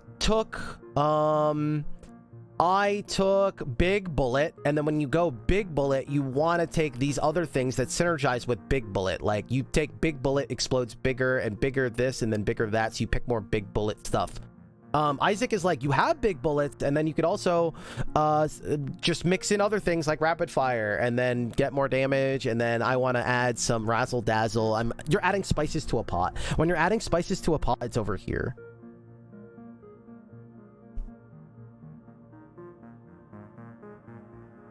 I'd say I'm not actually worried about build diversity, just the perception. And the perception is big, right? The perception is something, and that's fair to say, right? The perception, like how people are going to see it or how it comes off or how it looks. So we did talk a little bit about perception, and one is because of how things are showing up, right? It looks like there's very bare minimum, and like it looks like if I didn't know you and we haven't had this conversation from an outside, I would be like, wow, this game needs a lot more. There's not a lot, right? Why is that? Well, it's because a lot of the same cards are showing up in the drafts, a lot of the same words. Hey, throw bomb or throw bomb or throw bomb or artifact. But not only that, we're also seeing the same artifacts. So we're seeing the same artifact pool and we're seeing the same card pool. So that is playing a part. And then if we see a lot of the words of like toss bomb and then bomb stuff and then throw shoots and then shoot stuff, it's showing us two very clear things. Like it's showing us and throwing in our face archetypes. Now, what if we play with the idea of there's other types of bombs, and bomb was just a activator. It was just a keyword, right? Like I could not have bomb and I have explosive grenade, right? And you throw it and it just instantly explodes. But that also had a bomb modifier, so bomb things could proc bomb stuff. So then we start to get into different equipment and stuff with those activators. Then I think we start getting a little bit and then we could like do stuff with that, and so maybe that is it. It's just that we're like playing with bomb and then using bomb and then shoot bomb and then throw bomb and then bomb spawns bomb, and it's just a very bomb all the way down, and doesn't feel like we're creating as much, maybe. So maybe it is part of the presentation.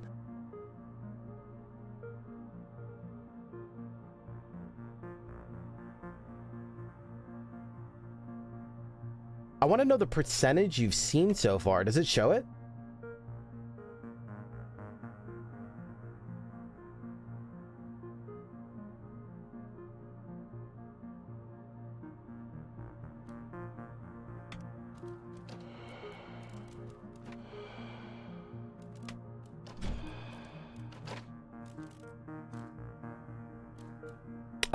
So we saw 44% on Gunner. We only did one run, and we saw 46%. That doesn't mean we, yeah, 46% found. So I would say almost half on our first run for both. And so not almost half, but you know what I mean.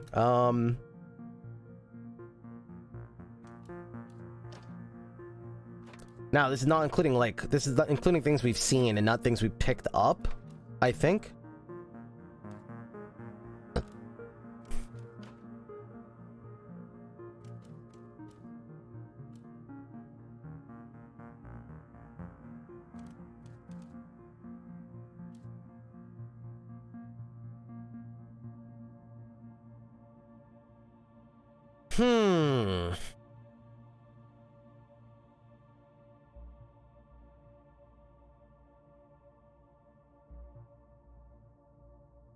I'm wondering if we also just need more toys, right? We don't just need shoot toy and bomb toy. We need other toys. We need other moves and other attacks to play around.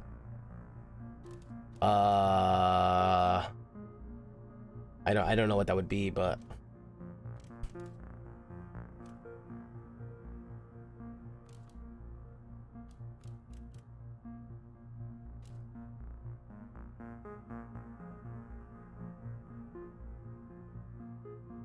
it's an interesting one. I feel like it has concepts of like long-term replayability and pushing the genre forward. As far as the flooring of the deck building, I feel like it's very arcade and small, right? Like if you just showed me the card part, I'd be like, oh, it's like this small little arcade game. And if you showed me like the concepts that you're cooking up with like everything else, I'd be like, oh, it's like this replayable, highly replayable roguelike. And so I feel like there's two different things maybe here going on, like smacking each other.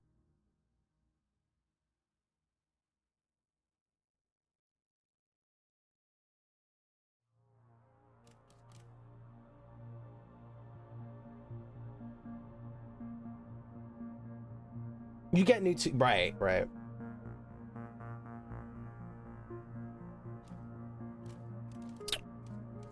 I mean, we will know as we jump into the same mechs, right? It's going to be very apparent when we start playing the same mech 2 to 3 times.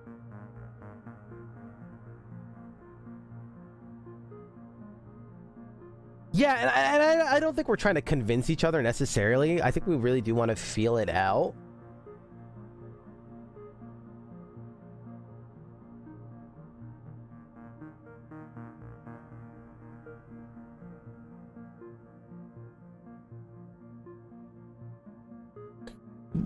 Well, yeah, there's a lot there, right? Kaylin, there's a deep dive that we can go into where you actually want to play around activators, and how you get damage is interesting and tricks the player into different things, right?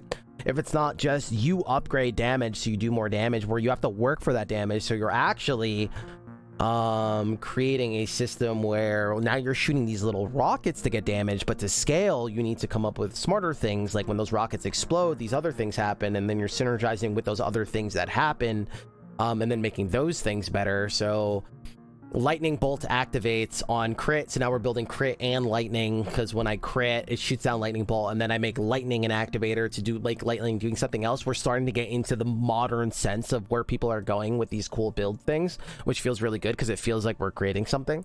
But then it goes back to the basics that I talked about, where it's giving you it makes the player feel like they're cooking something up, and I'm not playing Connect 4, if that makes sense.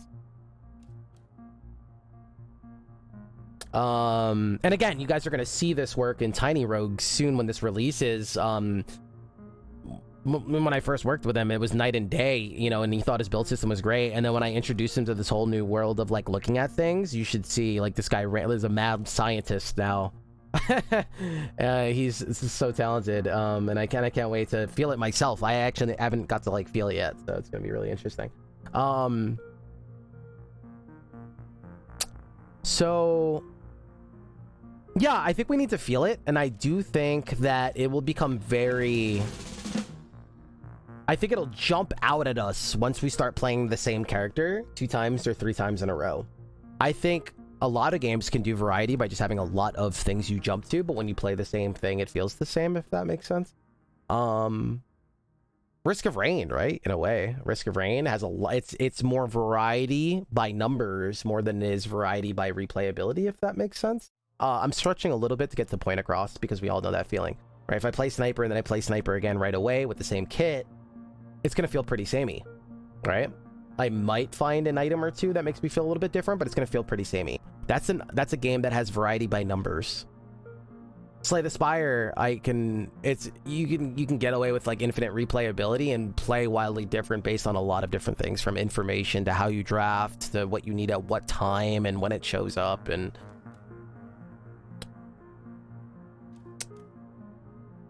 there's more things to play with, I guess.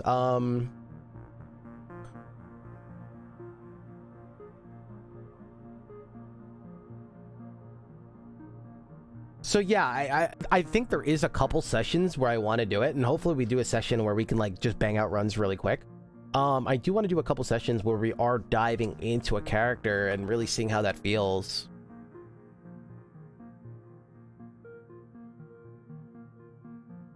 And I think that'll tell us more, right? We kind of like, let's just like organically just see how that feels and go from there.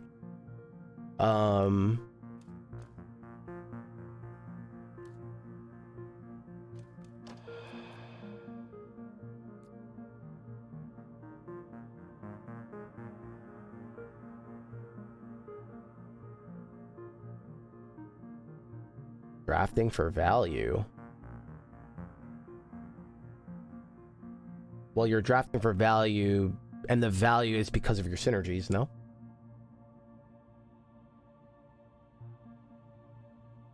But yeah, try playing Roxy. Right. Yeah, so I don't know. I'm excited to I mean, so far so good. That character was very fun. I wonder if you'll feel that. Yeah, I'm hoping I do. I'm hoping, like, that's what I'm looking for. And you know, there's, I am very interested to see it.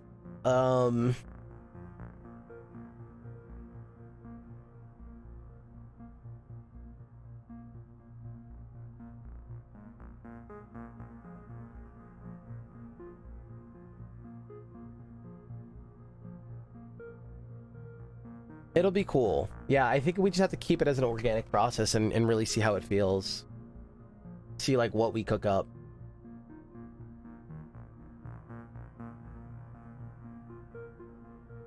I think part of it could be because of the upgrade system not introducing or not feeling like... It's just kind of giving us value of, like, play... Like, the best upgrades I get kind of feel like play card twice because I'm just doing more of what I'm doing. Where it's not, like, opening avenues so far. It doesn't feel like I'm opening any avenues.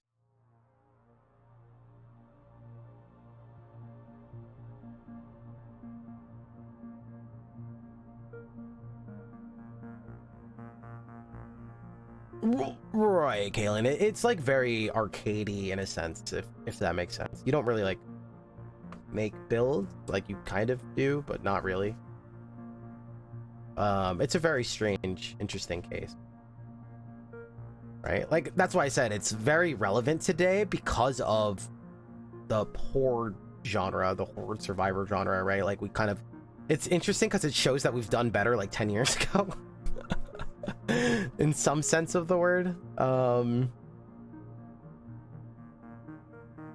Remember Fire Everything? What if any card could be a fire card? What, like picking an upgrade and making a card a fire card? Well, yeah, that's what I'm saying, but that is what is activating and allowing us to create, right? And so, yeah, I feel like that's like...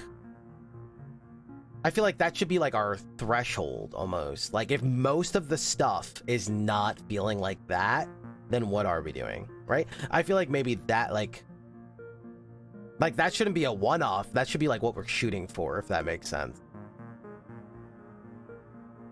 Maybe.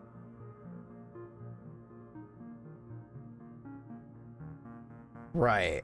And so maybe like we're starting to get to where we need to head. Now, again, let's also keep in mind, like, let's play it more and see how it feels.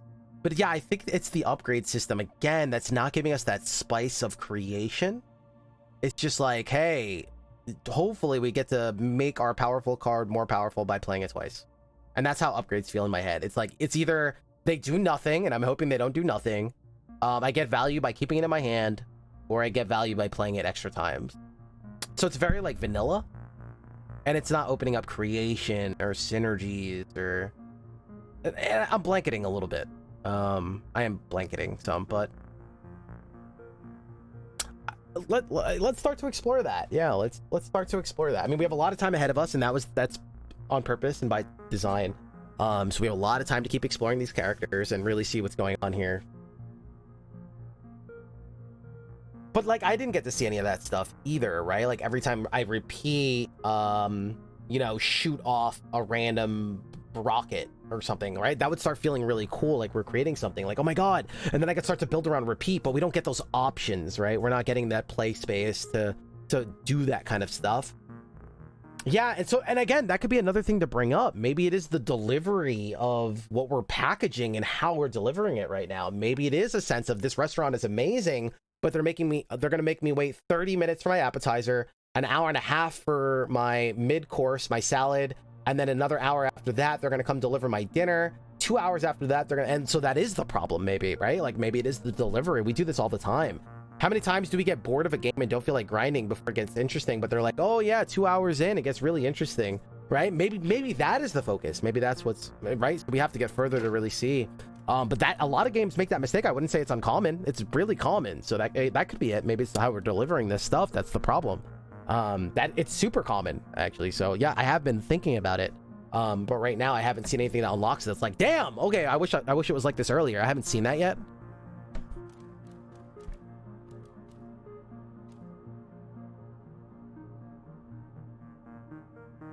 Revita did that mistake. Like I said, yeah, it's very common. A lot of devs do that, but I call that shooting themselves in the foot. We do this all the time. This is very common. Very, very common. We do that with our design. We do that with our movement. We do that all over the place. A lot of times it's not on purpose. It's in a blind spot where we're like somehow making the game worse by having a really tight grasp on it, or somehow like, man, we made something so cool and then we ruined it.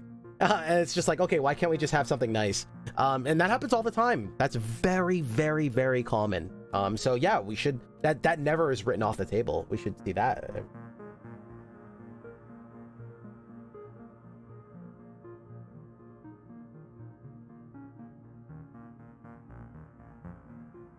If it came out today, it would be too basic. Yeah, probably.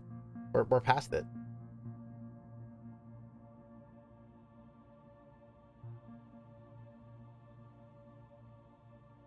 It happens very easily. Yeah, no, and that's great. I mean, that's my job, right? A lot of times it's just to see oversights, right? Because sometimes we're just too close to our work and we're focused on the bigger things and we're focused on the littlest things. So sometimes the things right in front of us, we don't see. That's why we get games where it's like, oh my God, I forgot to add a thing to look in my deck. Oh my God, I forgot this stupid little thing. That's what happens. This is very standard work. This is not like some like rare thing. It's like the most talented people in the world will need this work. It's just how it is because we're human. And I say this all the time. You do not need this work if you're not a human, and for everybody else, you probably need this work because you're gonna have your own blind spots. The best writers in the world have editors, right? That's just how it is, unfortunately, because we're human and we suck and make mistakes, or we're just, you know, oversight things and we can't get everything because we're not computers. Of course. And the more talented you are, right? The more talented you are, the more you're probably taking on, right? The more you're probably doing, the more crazy stuff you're doing, the more talented you are, you're probably reinventing the wheel more. You're probably taking on more ambitious things or more cool things. So the higher the chances that you're going to be missing the little things or missing and having these oversights, right? So even the more talented you are, the more you're going to need it. That's just how it is, right? And that's awesome. It's a great place to be. So yeah, on that note, we'll wrap things up here. I appreciate you guys. Here's the different types of replayability, chat. We have Dead Cells and Astral Ascent over here. Tiny Rogues is trying to gear towards like here, like right in the middle here, a little bit to the left here. Yeah, this is a doozy, and sometimes it's not easy, right? Like you really have to be with the subject. We have to be with the subject. We have to see what's calling for us. This one's gonna take a little bit of time. This one's playing hard to get. I have a feeling it could be part of the delivery and what's locked up, and maybe it's just too locked up in the beginning. It could be a part of it. We'll see.